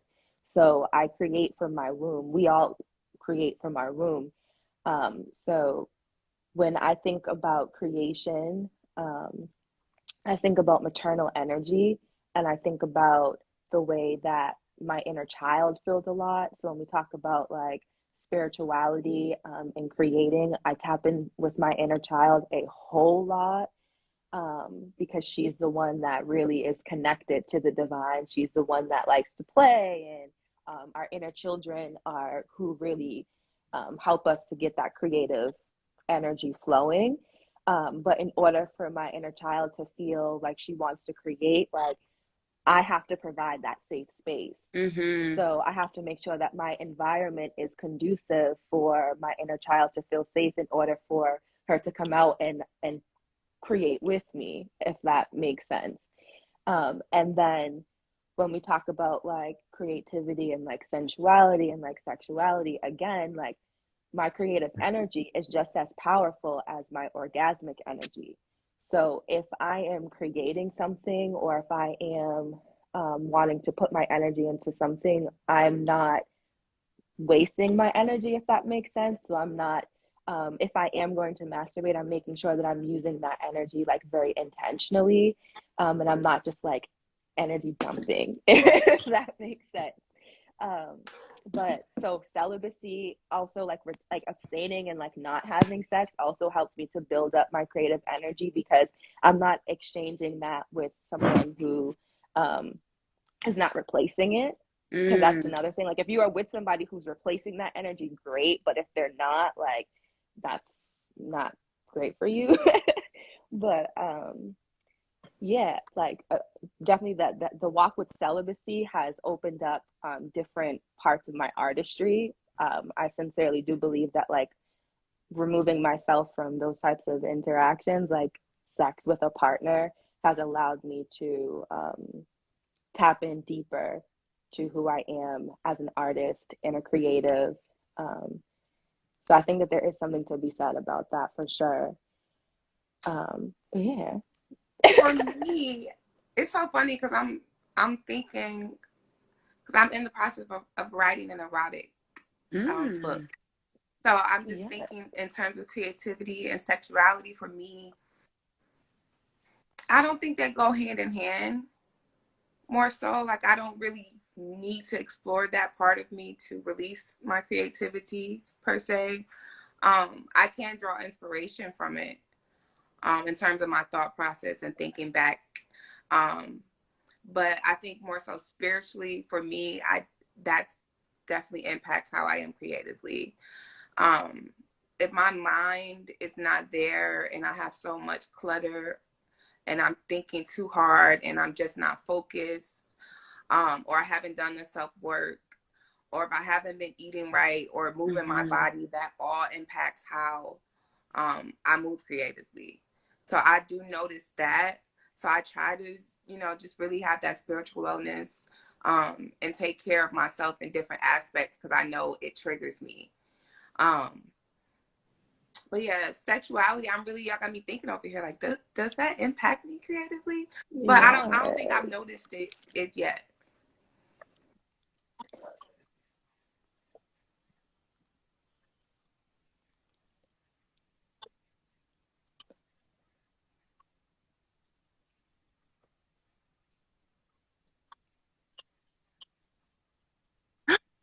Oh my God! What?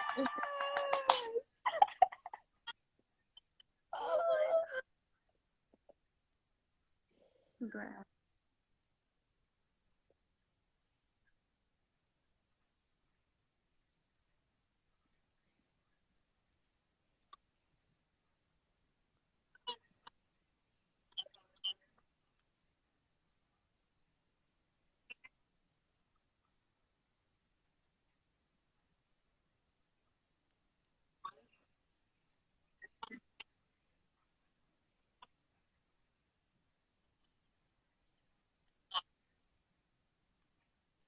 Yeah. Oh, I wonder if the same thing is happening. I can hear you, yeah. But the last time the same thing was I can't happening even where see they the could new only comments. My hear, comments are like mad. oh, yeah, they're saying they can't hear. Is it everybody or just Leonora again? Leonora, try to say something.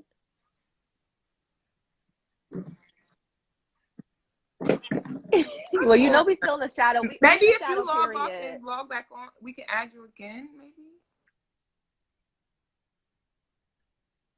But I can't even hear Leonora. You can't? Lilo, say Mm-mm. something. Oh, I can't hear I you can't hear either. you. Yo, Instagram. Hate it. Ghetto. Why are they doing that? Oh, you know what? Maybe because the time. I don't know. You want to No, close it and come back in, Lilo? We can't hear you. I know, it's annoying. We'll come back. Write this down. No, you curated the first one very good. Like, so immaculate, girl. Like, energies across the board. Like, so beautiful. Oh, Like, thank you. so I beautiful. appreciate that. Truly appreciate it. It's been a month, man. A week, a month. Good things, though. Good things. Good things. I guess while we wait, hopefully she does join us. You could kind of just reintroduce yourself or reset the space. What you do, who you are, services that you offer. Let me pause this. Hi, guys. I'm Amira Shaunice. I am a writer, a content creator, director, producer.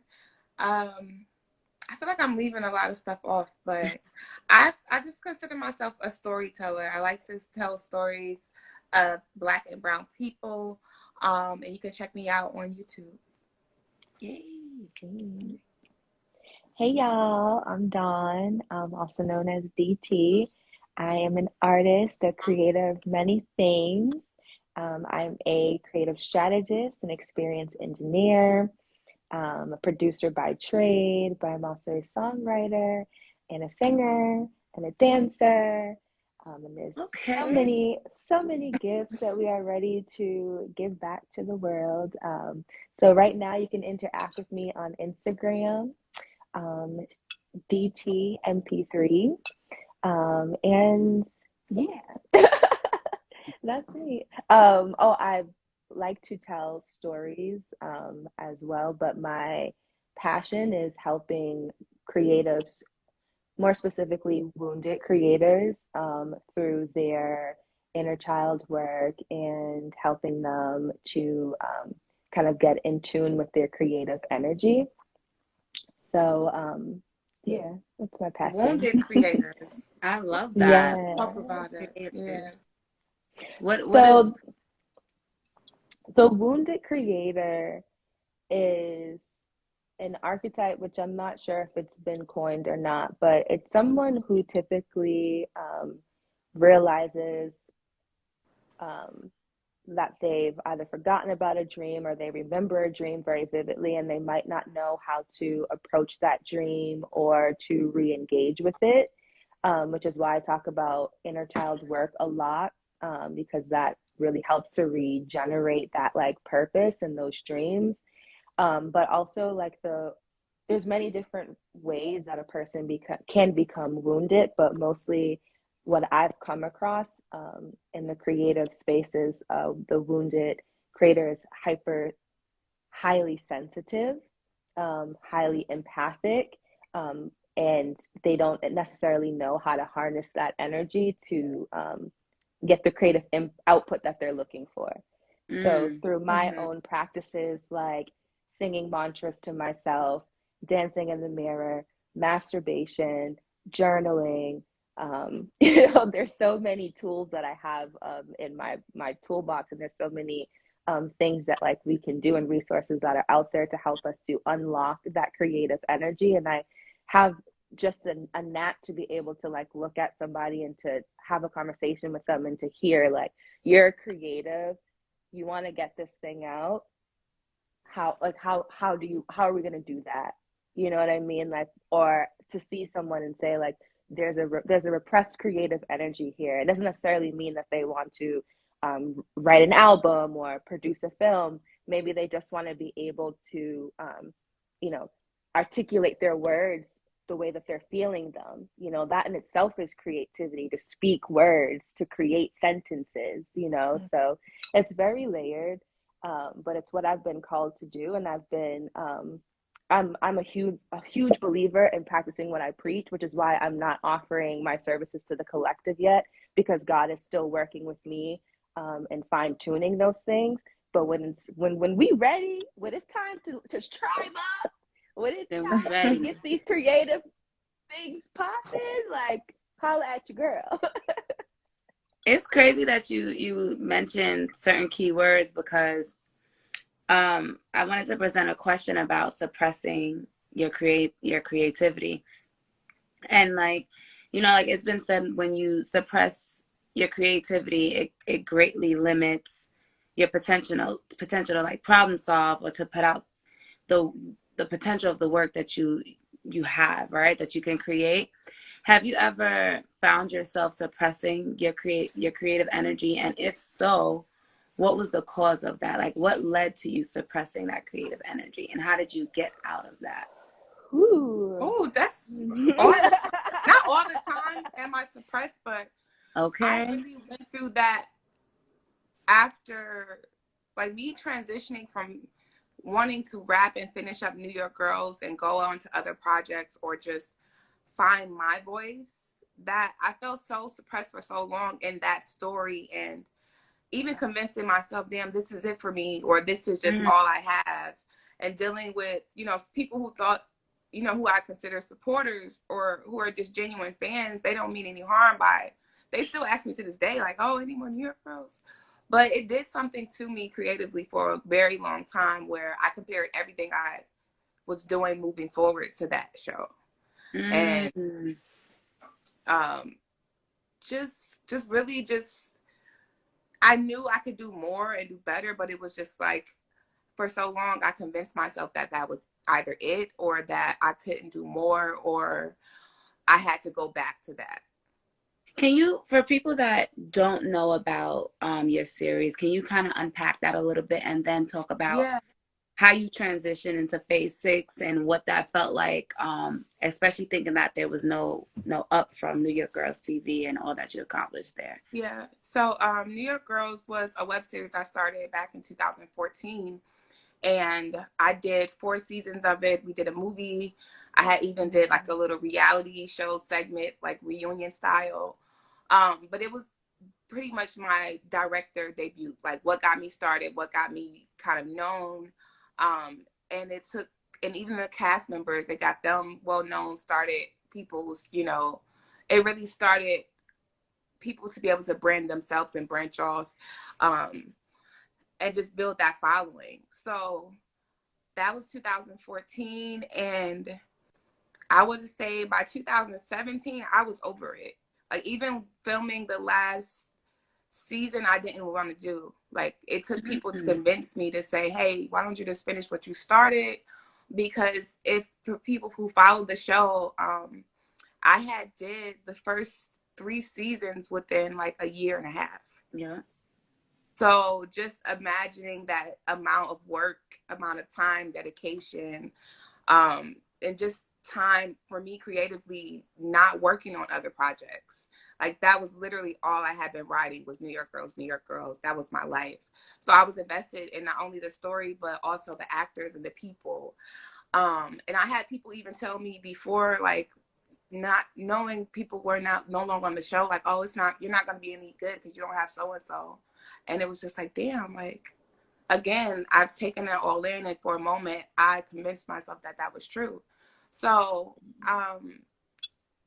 the moment I kind of came out of that was really when I took a moment to reflect on just these ideas I had. I always keep like a journal of random thoughts, quotes, things my friends say, story ideas, things like that, and just flipping through that. And it was just like, damn, like, you got a lot of stories you want to tell, and it's a lot of stories in your heart that the world needs to hear. So I did Phase 6 kind of knowing I had to transition from New York Girls, so it only made sense to kind of do a spinoff from that. But just open the door again for me to branch off and be able to tell other stories. Like, even now, my brand right now, I'm focused on strictly Amira Shaunice. And sure, New York Girls falls under that, but I now know that I'm not strictly just that series, you know? Wow. So it's a process. It's a process. Wow. Yeah. Look. Wow. Powerful. No, that's because, I've been with you through the journey, not involved in every aspect, but witnessing it, right? And knowing what New York Girls TV was, and how it was such a big impact for the culture and the LGBTQIA community, and amplifying Black women's voices, and debuting you as a producer, and the numbers that you did. Like, you did such a phenomenal job in such a short time frame. I never knew that that's where you were at. But what I do see now, and I tell you that every time I see you or we link up, is I'm like, yo, like, you're glowing different. I see what you're doing, how you're moving is different, right? And I think that you went through that ugly healing phase, and now you're on the other side where you're kind of just like really diving into yourself, Amira Shaunice. You know what I mean? Yeah. That's fire. I didn't know that. I'm glad you said that. And I had yes no to idea. the sisterhood. Yes to you, Leonora, like noticing her glow and calling that out for her. Like, that's beautiful. And it's so funny because when you told me, like, I just love your transparency lately, and whatever you said, you had texted me, and I was like, have I really been? I didn't even notice it. Big and shift. I was like, she's right. I have been. It's just coming naturally for me. Content, everything. Everything. I was just like, whoa, like, okay, like, I feel you. You know what I mean? So I'm proud of you. I'm excited to see what's to come for you too, and just being on that journey. And I always got you. I always got you right here. Oh, yeah. That's dope. I can't stand you.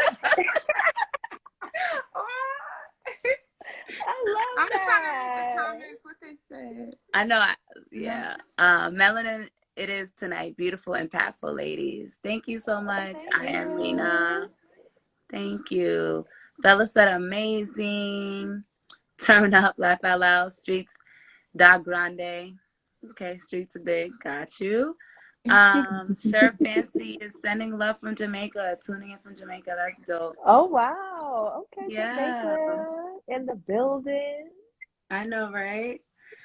So Dawn, yes. What about you? Hi, Matt. Have I felt creative suppression is the question, right? And how I overcame it. Okay.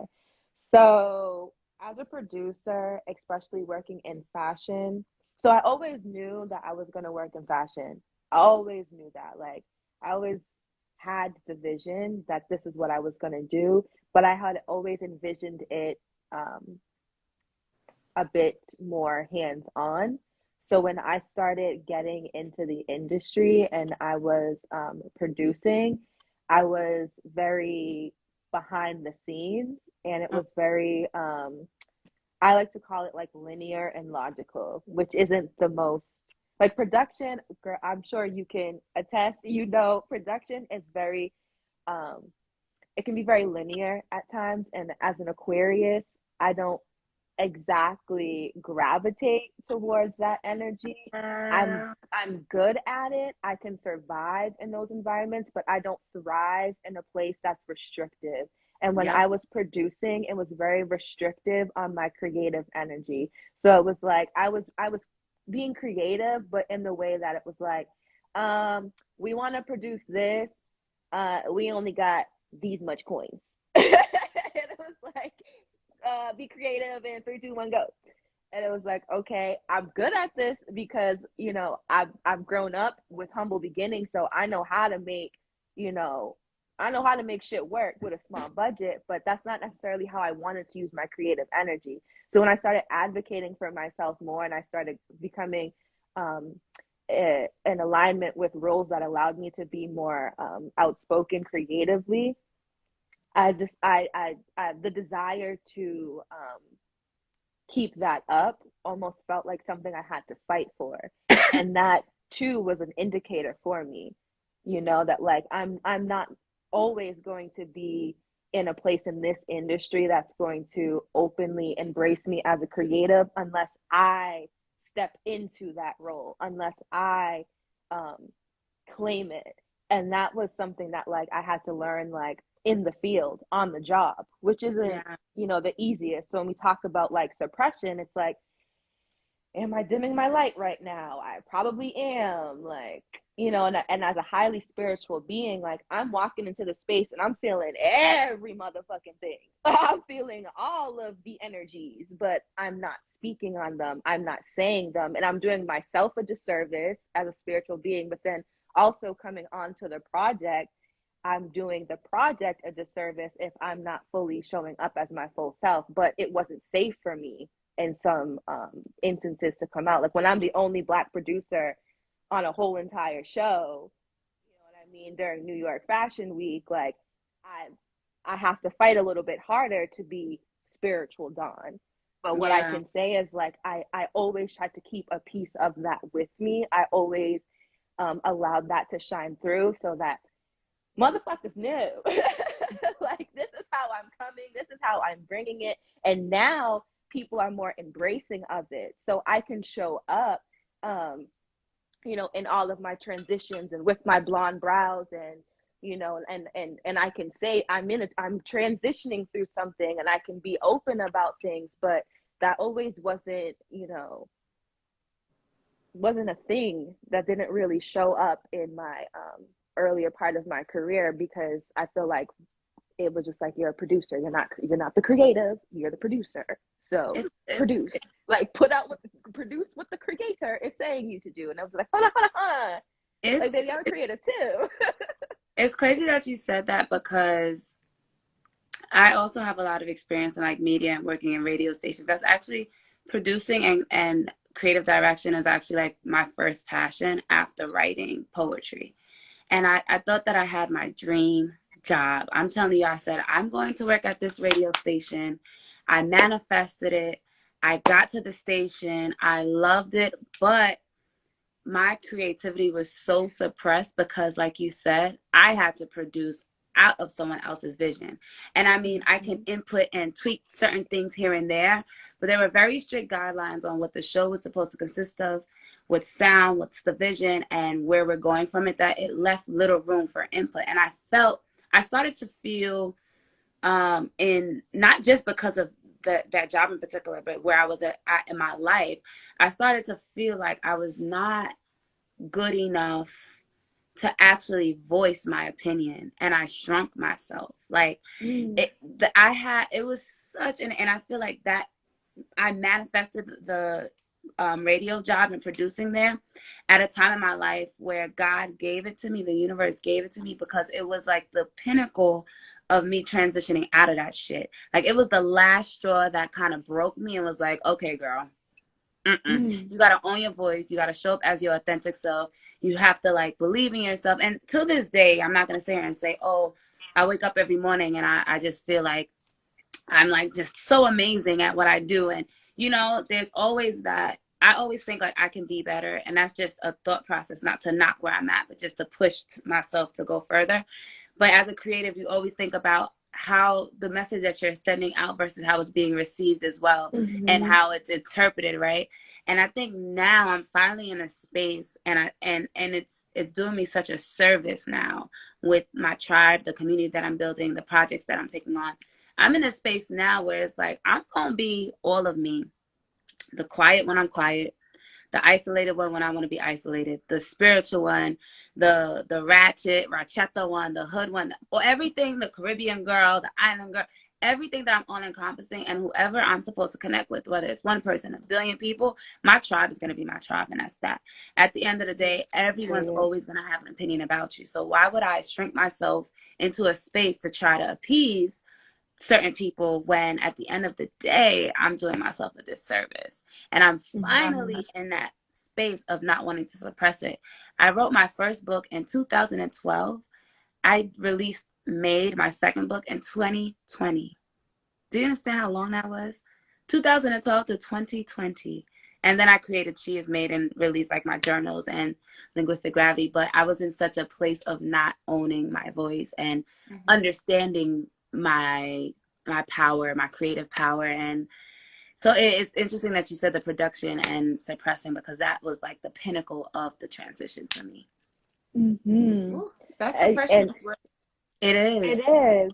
And to answer your question, like, you know, what do you do with the result of the suppression? Because it showed, for me, it showed up as, like, anger outside of work.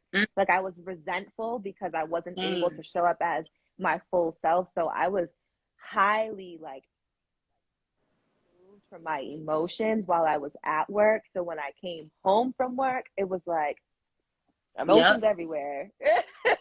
Like, and it was like I had all of this stuff to, like, sift through. But, like, now with all of the tools that I have, I'm able to move with the flow and the current of things. Like, so when things are in production, like, this is what my personal life looks like. When things aren't in production, this is what my personal life looks like. Grabbing a hold of that and always making sure that I'm creating. That's another thing. We place so much emphasis on these, like, big end result, big output things to call them creating. And that's why I bring up creative energy and maternal energy as though they are, like, the same. Because, like, I say, just because, like, a person does not give birth doesn't mean that they're not, like, a mother. Like, they still create from their womb, you know? So I make dinner, I'm creating a meal for myself. You know what I mean? Like, I have a conversation with a friend, I'm creating space. So what does that creative process look like for me? Like, everything is creative. Okay, I get my nails done, I'm creating with the nail tech. Okay. And what I've learned too as a creative is not to put myself in a box. Like, even going back to New York Girls and saying, and how I had all these different ideas and these stories in my mind, it's okay to want to tackle all of those. I don't have to just stay in one genre. I can venture out. I can write books. I can do this. I can write plays. I can do a documentary because I'm allowed to. So like you said, for you, it was anger. Mine was fear. It was just being so afraid to tackle something else that if I failed, people were going to compare me to something else. Yes. Like, you did that. Like, you know, I've done, people talk about the 10-year challenge. Like, for me, I'm approaching actually my 10-year this year that I've been living in New York City. And it was just like, I had to look back at the 10 years I've been here and everything I've done. It was like, girl, pat yourself on the back.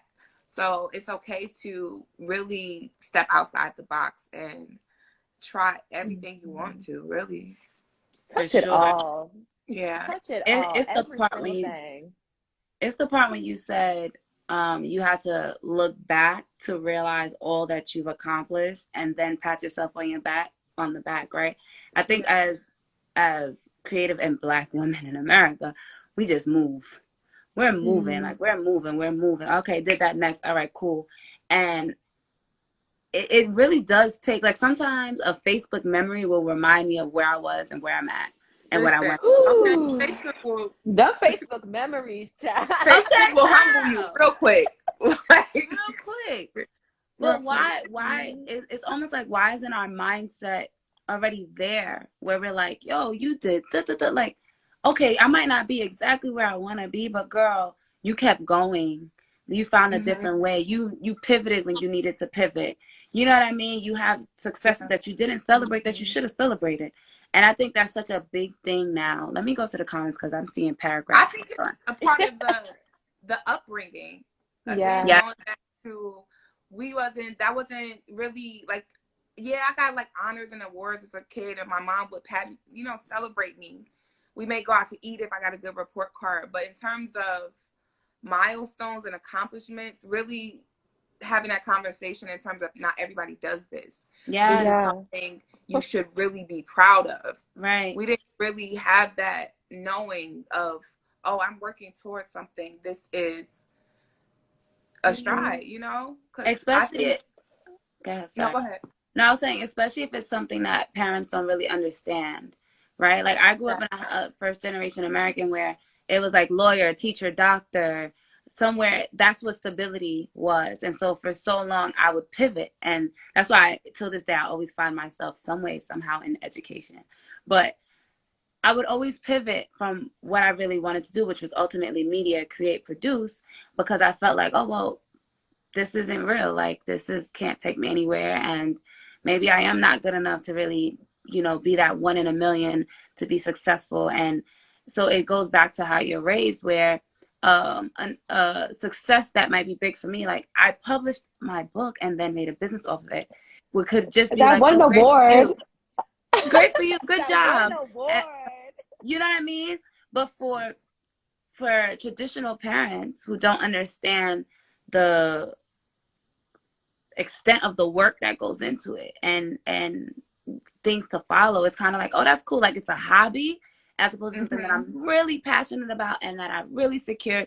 And then you start to embody that reaction to your own shit, because that's what you consistently get. And that's what I had to step out of as well. Or even seeking that validation. Because for me, my family did not watch New York Girls for years. Like, it wasn't until like I did the movie that maybe my mom was like, oh, like actually even mentioned it, like, oh, you have a show, because, obviously it was not a part of their community. But for a while, it took me to realize, like, it's okay, just keep doing your thing. And now they be ready. Like, what you working on next? What you doing now? But yeah. I mean, Lyn is back. I'm going to welcome her back. Let me read some of the comments. Tamara said, hey, girl, hey. Oh, we missed you. Y'all, the journey to getting back on the live. I'm here, though. Welcome. We were talking about a whole bunch of things in here. I wanted to take a second and go to the comments really quick, and then I'll bring you up to speed. Tamara said, hey, sis, God will put us where we need to be, and sometimes it will only be for a time, so we can be built up. But when he wants us to move on, he will make us uncomfortable. That's probably when we was talking about the production part. And absolutely, and don't allow anyone to make you feel like you're all over the place because you have a few avenues working. We only have one life to live. We have to remember how important that is. Hats off to you, ladies. Sky's is the limit. This isn't real. We all have heard this before. So quite a few people are resonating with what we said. We were speaking about before you came on, like what factors go into suppressing our creativity and understanding as creatives where certain mindsets come from. So for instance, we were talking about like not really celebrating certain wins or understanding the amount of work that we've put into a project, and like really celebrating that can stem from upbringings from family life with like traditional parents who may not be as invested in the things that you do, and it's not deemed a normal like job or career like doctor, lawyer, teachers, where it's just like, oh, good job, it's a hobby. And so you start to embody those reactions to your own successes because that's what you've been getting a majority of your life. So I know that, Myra, you were saying that your parents didn't watch New York Girls TV until you dropped the movie, and you had a few seasons and a whole lot of followers and loyal followers. So that had to be really, really hard. Did you ever speak up about it, or did you kind of just, like move forward from it? I never spoke about it. Never spoke about it. Wow. Yeah. See, I'm the complete opposite. I'm vocal about it. I'd be like, y'all need to do better. Like, I say it, but this long doing this, and y'all still don't understand what I do. There's Google, there's Wikipedia, there's LinkedIn. You can look at other people with my titles. You can watch my work, and right. you can get a feel for the energy. You can see how much time I put into it. You can see how much consideration, and you can support me and celebrate me off that.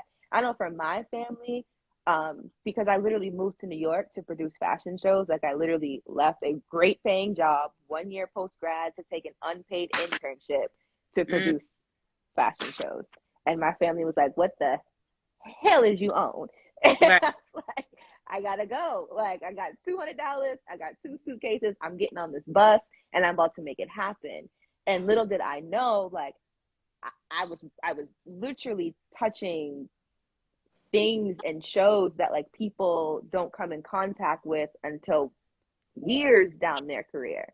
So that was an indicator to me that like God is bringing me on a very specific journey. So I need to continue this course, whether people understand it or not. But now that I am where I am, and when I look back at my work, so I'm actually in the middle of doing it right now. I'm redesigning my deck, and it's very tender for me to look back at my earlier work, especially my fashion work, because it reminds me of the survival mode that I was in.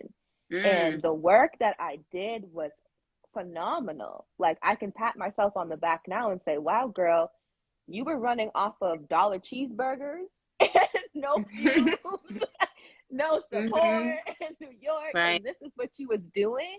And right. now that I'm in thrival mode and I have this connection with God and I create from my womb, it's like, okay, well, where am I gonna go now? And that validation cannot be a driving force. That external validation cannot drive me anywhere. I'm not going nowhere with that fuel.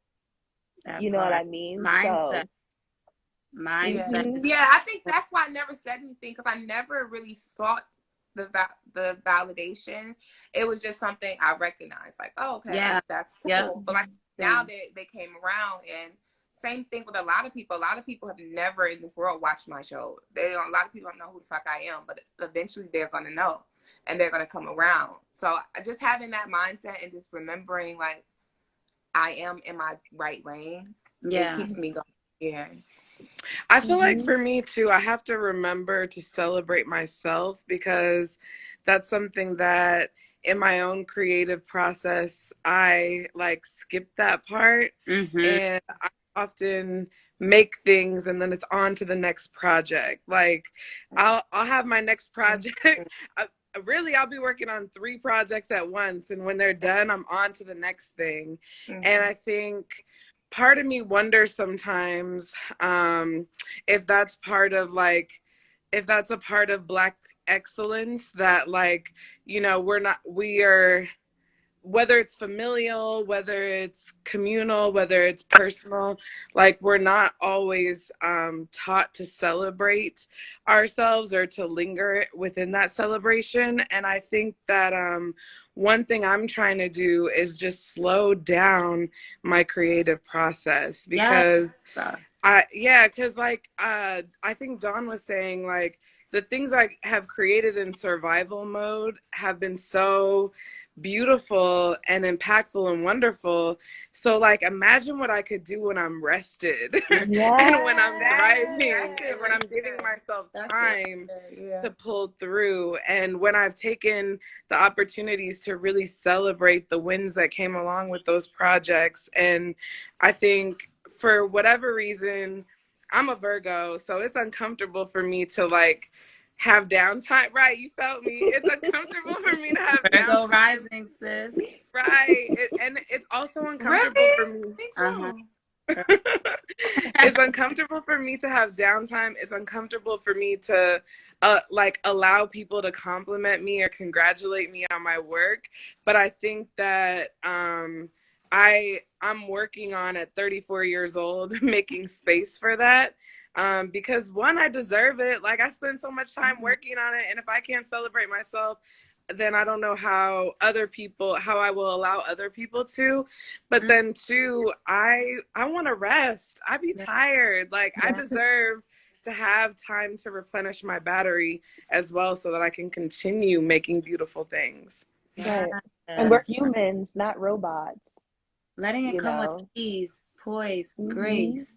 This getting it out the mud mentality. This like, I just gotta keep pushing and hustling. Like, I agree. Wow, well said. I absolutely agree.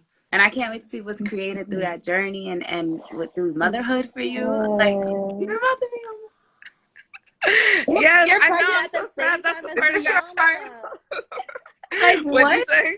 Is this your first? Yeah, this is my first child. Yeah.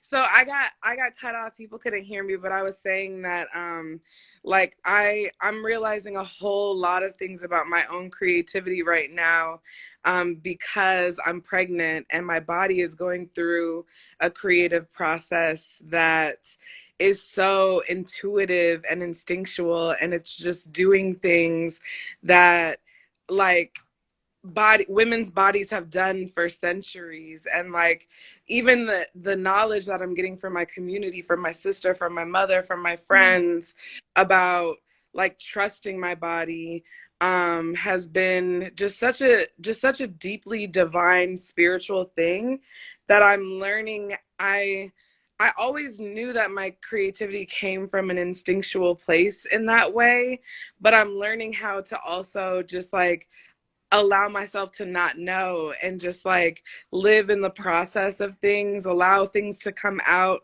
and not make sense to myself, allow myself to leave them, return to them with more clarity and see where they take me. And I think the work that I'm producing is feeling to me more fulfilling, because I'm allowing myself space, grace, and just time to see what comes, and that's not always a place that I've approached my own creativity in the past. I read somewhere you can't create and analyze at the same time. They're two different processes. So to kind of piggyback off you with just going with the flow and just realizing like, I can't think about it, just let it happen and trust in the process. Yeah, I think I agree. And I think sometimes when you're creating and you start to analyze and overanalyze, it kind of shifts the integrity of your work and how authentic it is to yourself too. Because now you're like, oh, wait, let me change this and let me do that, as It's opposed so to process. When you think about it, it's like, what? Yeah. Yeah. Congratulations again. I can't wait for this book to come out because I absolutely adore Javon. What do you call it? Zine? Yeah, I say Zine or Zine. Zine, right. Zine or Zine. It was like, I got it in the mail and I was like, oh my God, this is fucking awesome. I absolutely love and adore your work. So I can't wait to see like what's next for you. I'm like really excited. Whew, I can't wait for this baby to come out. Because, like I said, I'm 7 months right now, and it's starting to be like, yo, you got a few more weeks, and then you gotta go. But yeah, I think, you know, I had set these goals of like trying to have something come out every year, and I think that the work that I'm a project is forming, and I don't know what it's gonna be, but I have no goal. Like, my only goal this year is for this baby to come out of my body and like everything else after that is extra. And so whatever that project is going to be, I'm really excited about it, but I'm allowing myself the space to not define it, to not set deadlines, and just to let it rest and be. Yes, let it breathe. Yes, I love that. Amen to that. This has been so amazing. I was just looking at the time, like time flies. It is already 10:40. Y'all still been rocking with me. I truly appreciate it. I mean, we might as well go to 11 now. Are we on time? How do you ladies feel? I'm okay with it. I just came back though. Okay. All right. So since we're talking about pushing babies out, I did have a question about women who wear we wear so many hats: mother, wife, sister, cousin, daughters, working, taking care of home. There's so many things, creators, entrepreneurs. There's so many things that we do in our lifetime, right? Do you feel like women can have it all without one aspect of all of the hats that we carry suffering? Like one of them hats is on tilt? Or do you think that we're able to really just flourish in every aspect of our lives? I think we can. Yeah, me too. I refuse to believe differently.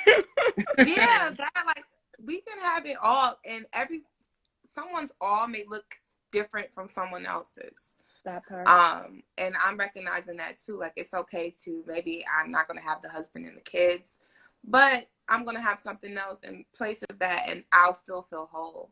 Yeah. But I don't think there's any limit to any goal that we want to manifest. Mm-hmm.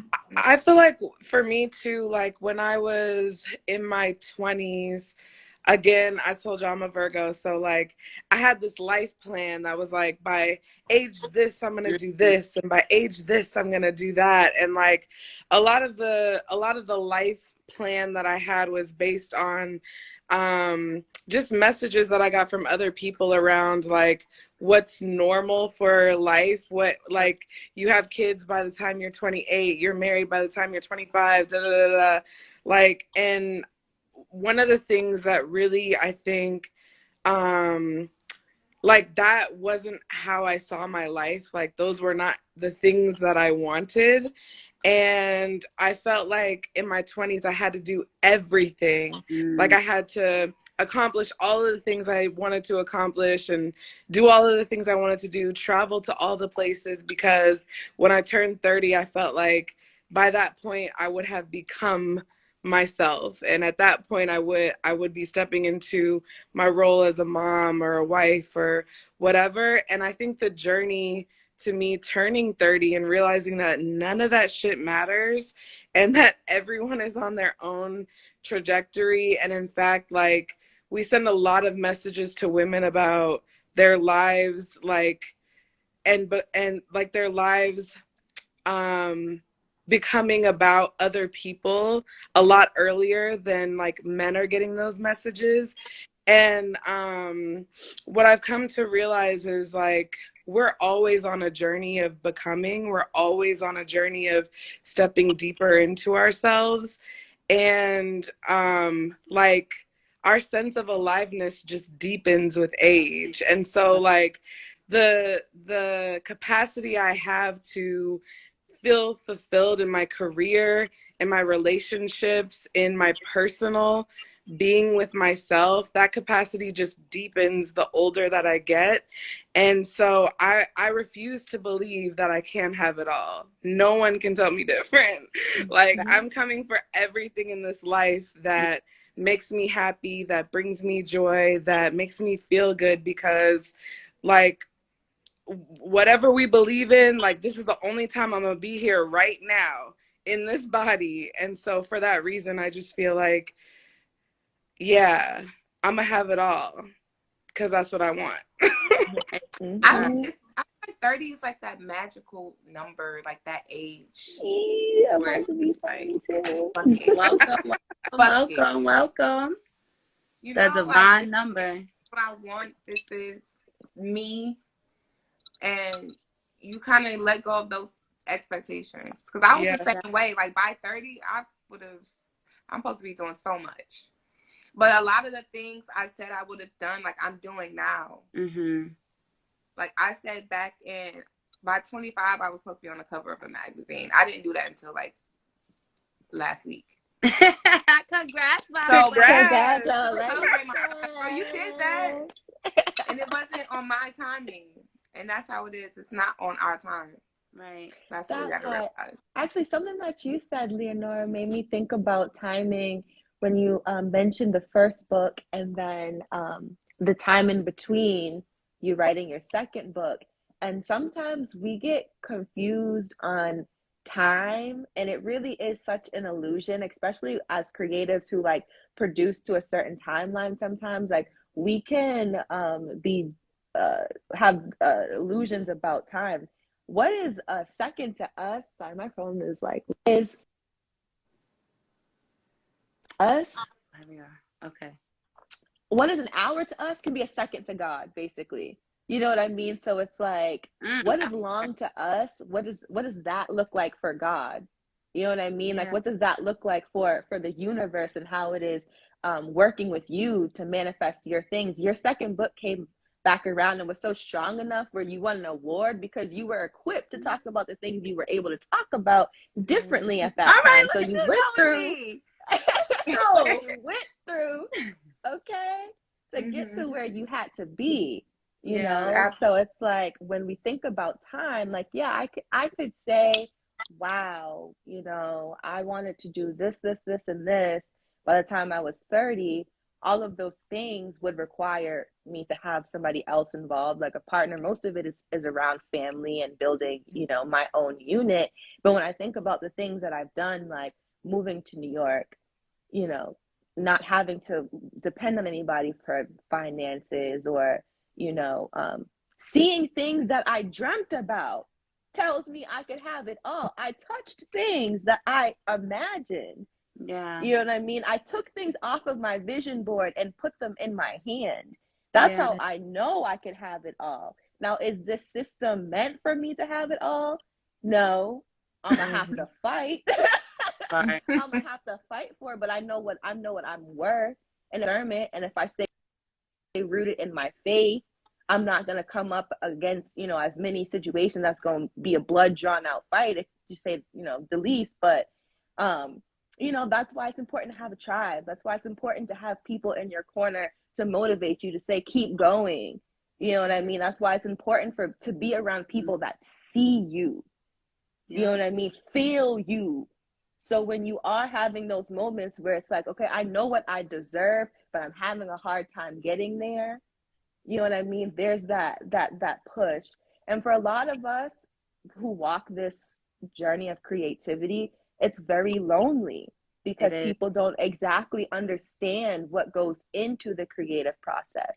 You know, there's highs, there's lows. You have to deal with the whole myriad of things in between, you know? So there's that part alone. But then when you start to think about like your personal life, like, and balancing those things, we could have it all. The life that you deserve is supposed to feed everything. You know, it's supposed to be interconnected. It's the segregation, the separation of the parts of you that doesn't really sit well with my spirit. It doesn't make me comfortable. Can I be honest about something then, since we're here? Of course. I totally agree. I want it all. I'm coming for it all. You know, everything that everyone just said, I'm 100% agreement with. What I will be honest about, though, is, you know, at this age, you know, I too thought that I would have like my family, my kids, like establish my unit. What I'm finding myself thinking about more now, and now more than ever lately, which is interesting, is because like I'm tired and it's just myself. Like I'm tired and I just have to deal with myself and the things that I want to do. And to be completely honest, like sometimes I ask myself, bitch, how do you do all of this, right? But I think about just my day to day. I think about like trying to keep my body and my health together, having to put time in the gym, having to work. They say you have 24 hours and you're supposed to sleep at least 8, right? Having to work my 9 to 5 for right now to support what other things that I'm doing. I do. She has made everything around it, the branding, the everything, putting things together, my books, my creative projects, right? I'm tired. I love it. I'm tired. Now, Lyn, this might be, you know, you could share some insight because I'm kind of going somewhere with this, but it might not be too great for you. If I was to get pregnant right now, I'm thinking like, what would have to take the back seat? Because I can't imagine having that many hormones, that much in my body, and thinking, all right, now I'm gonna fuck, I'm gonna suck, I'm gonna cook, I'm gonna get up and go to work, I'm gonna come home, and then I'm gonna sit and I'm gonna create and post this content on She Is Made and on Who Is Leonora. I just can't visualize having, even sometimes when I was in a relationship, I'm like, damn, let me come home, let me get home and cook, because I know my partner's coming home later and I don't want to cook. I'm tired. I kind of just want to go to bed and mind my business. And so it makes me wonder, am I just on a solo wave, or is it more so when it happens, when I'm actually in it, that I'll just be able to balance it naturally because I'm scared, if that makes sense. Like, I've always wanted a family at this point, and now I'm kind of second guessing it. Like, all right, I'm gonna be a cute auntie. Like, I'll be Tracy Ellis Ross. Like, it's cool. Now, and even stepping away from family, just expanding in general in any aspect of my life. Like, my brother's having kids, and I'm gonna be the godmommy. I'm like, all right, I'm so excited. I'm gonna have a niece. I'm gonna be a godmommy, but more responsibility. My sister's pregnant. It's a lot, you know. It's like, I want it all, but I'm also tired. Yeah. Well, I will say that I am also tired, but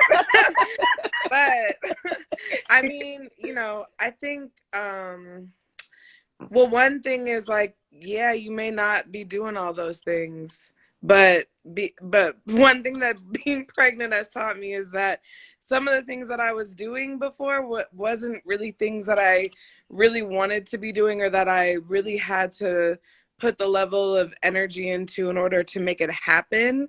Because I think there's also something about alignment as well, and the things that align with our purpose and our intention often don't feel like work, and we do them because they make us feel good, or because it's easy for us to give our energy to them. But I mean, I'm in school full time right now. I'm teaching like 60% of the time. I'm fully pregnant. I'm producing zines, putting out podcasts. Like, you know, I'm still doing like the things that I really want to be doing. But I think that it's a lot easier for me to say no to the things that I don't want to do right now.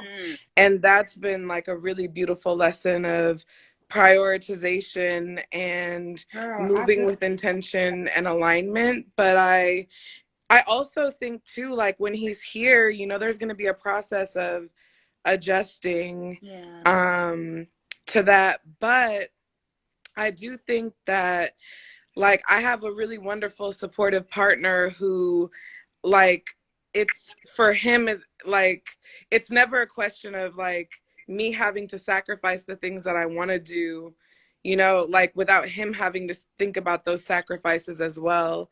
And so I know that this year I want to have a fellowship or a residency or something like that. And I'm able to say like to my mom, like, hey, can you come down and help for a week while I'm like physically in residency? I'm able to say to him, like, you're gonna have to, you're in charge of the kitchen and the dishes and the cooking and the cleaning, because that is not my ministry right now. I'm way too tired and my physical is not for that.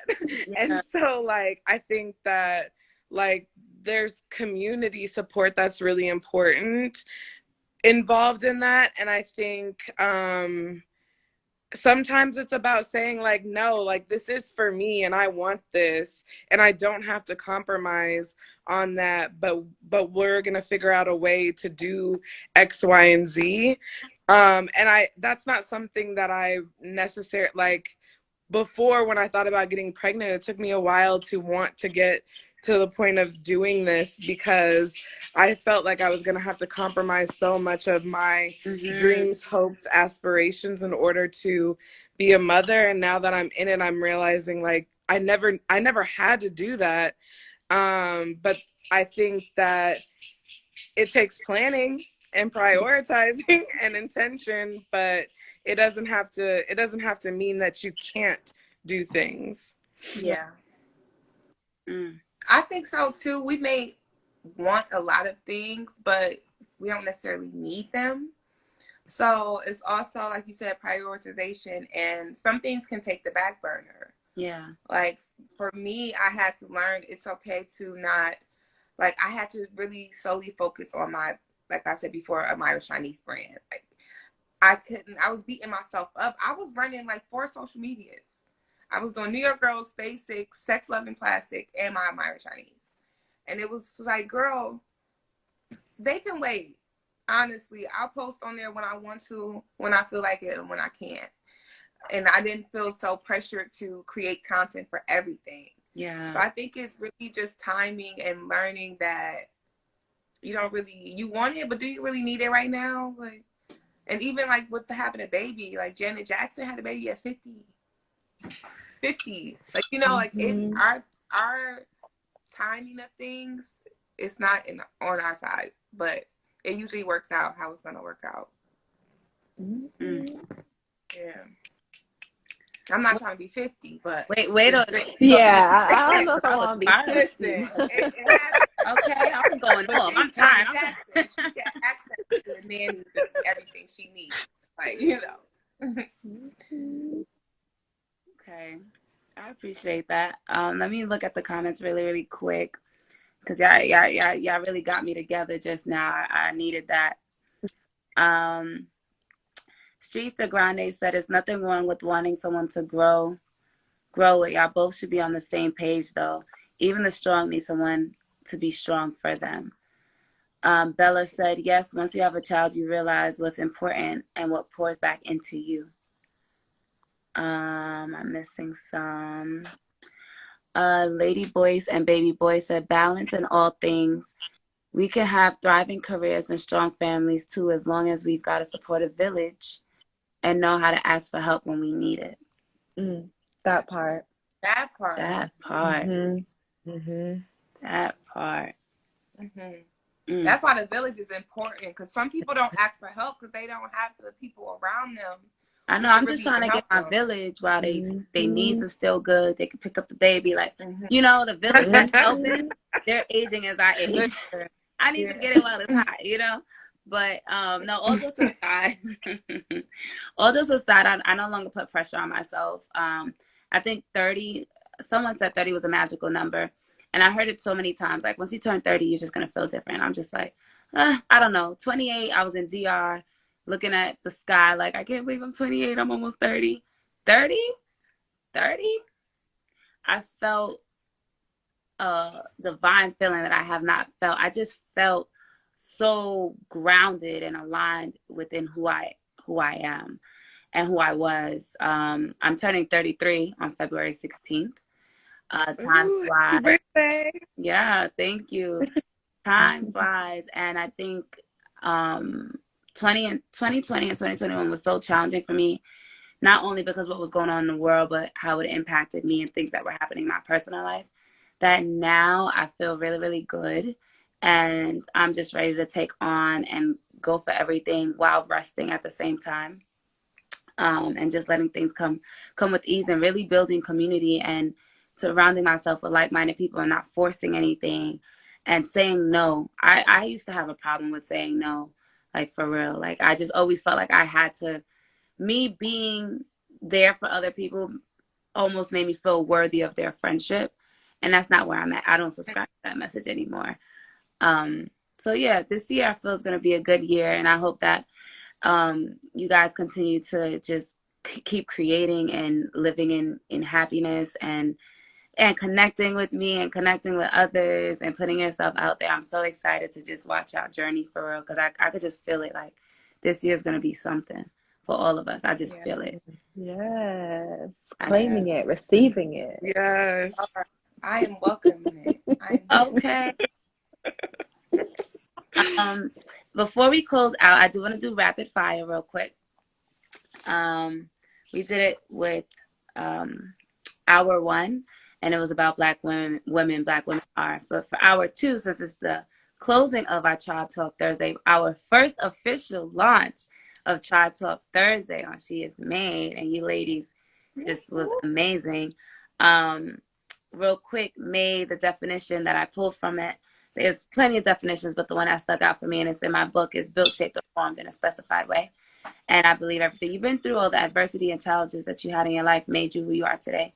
So that's where made comes from, and She Is Made. Like, just really facing challenges, embracing adversity and facing it with resilience, and kind of taking every challenge in your life as a lesson and applying it in a resourceful way to your creativity and your art. So we're going to do a rapid fire of I am made of, and you can say like well, I'm not going to tell you what to say. So we'll start, you just pop them all out. I am made of love, glitter, sincerity, stardust, peace, red sunglasses. I don't know why they said that. laughter, look. yes. Oh, I love that. Joy. Family. Peace. Authenticity. Ooh, harmony. Ooh.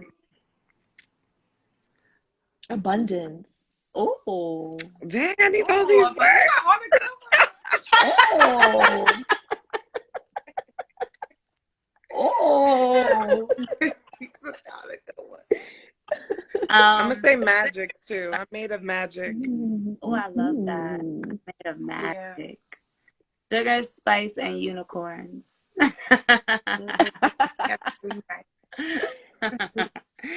Okay, so before we close out, just state your name, state your claim one more time, and any services or anything you'd like to promote for newcomers who may have just caught the latter end of our conversation, so they can come know about you. Oh, I'm gonna just say my name. Passion. Y'all can follow me. I'm gonna have my name in the comments so you guys can follow me. I'm Amira Shaunice, content creator, storyteller, just a visionary. Visionary. I love that. Yeah. Prophetic. Dawn, you want to go? Dawn. Yeah, sure. Dawn. You can follow me on Instagram at dt.mp3. I'm a producer, a creative strategist, and a healer. So stay tuned to my Instagram to see what I will be doing next. I'm so glad to be connecting with anybody who has received my energy. I am looking for tribe. I am looking for village. So if you find me to be a reflection, tap in with your girl. That's beautiful. Hi everyone, my name is Lyn. I am a poet, storyteller, dancer, soon to be somebody's fine ass mama. Yeah. I'm claiming that.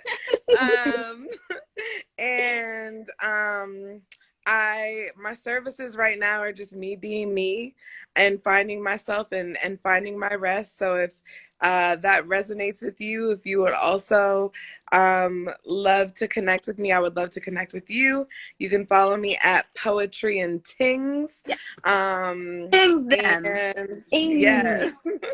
And I look forward to connecting with y'all. Thanks for having me. Yes. Drop your websites and your ads in the chat. Just so that they have it. And I'm Leonora, who is .Leonora. I'm founder of She Is Made. If you subscribe to sheismade.com, you'll have all the updates. You'll be the first to know about events like this. We have a poetry open mic coming up this month as well. So check out the post on our page or on the website. When it comes to sales, you'll be the first to know about that too.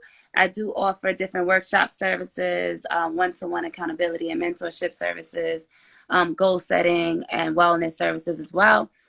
I have a published journal, working on another one, and some books and apparel. So just go to sheismade.com. Everything's there, and you can link us there. And we have officially launched our Tribe Talk Thursday. Thank you, ladies, so much for vibing with me. Have a good night. I love you, ladies. Yes, love you too. Good night. Good night. Bye. Thank you for having me.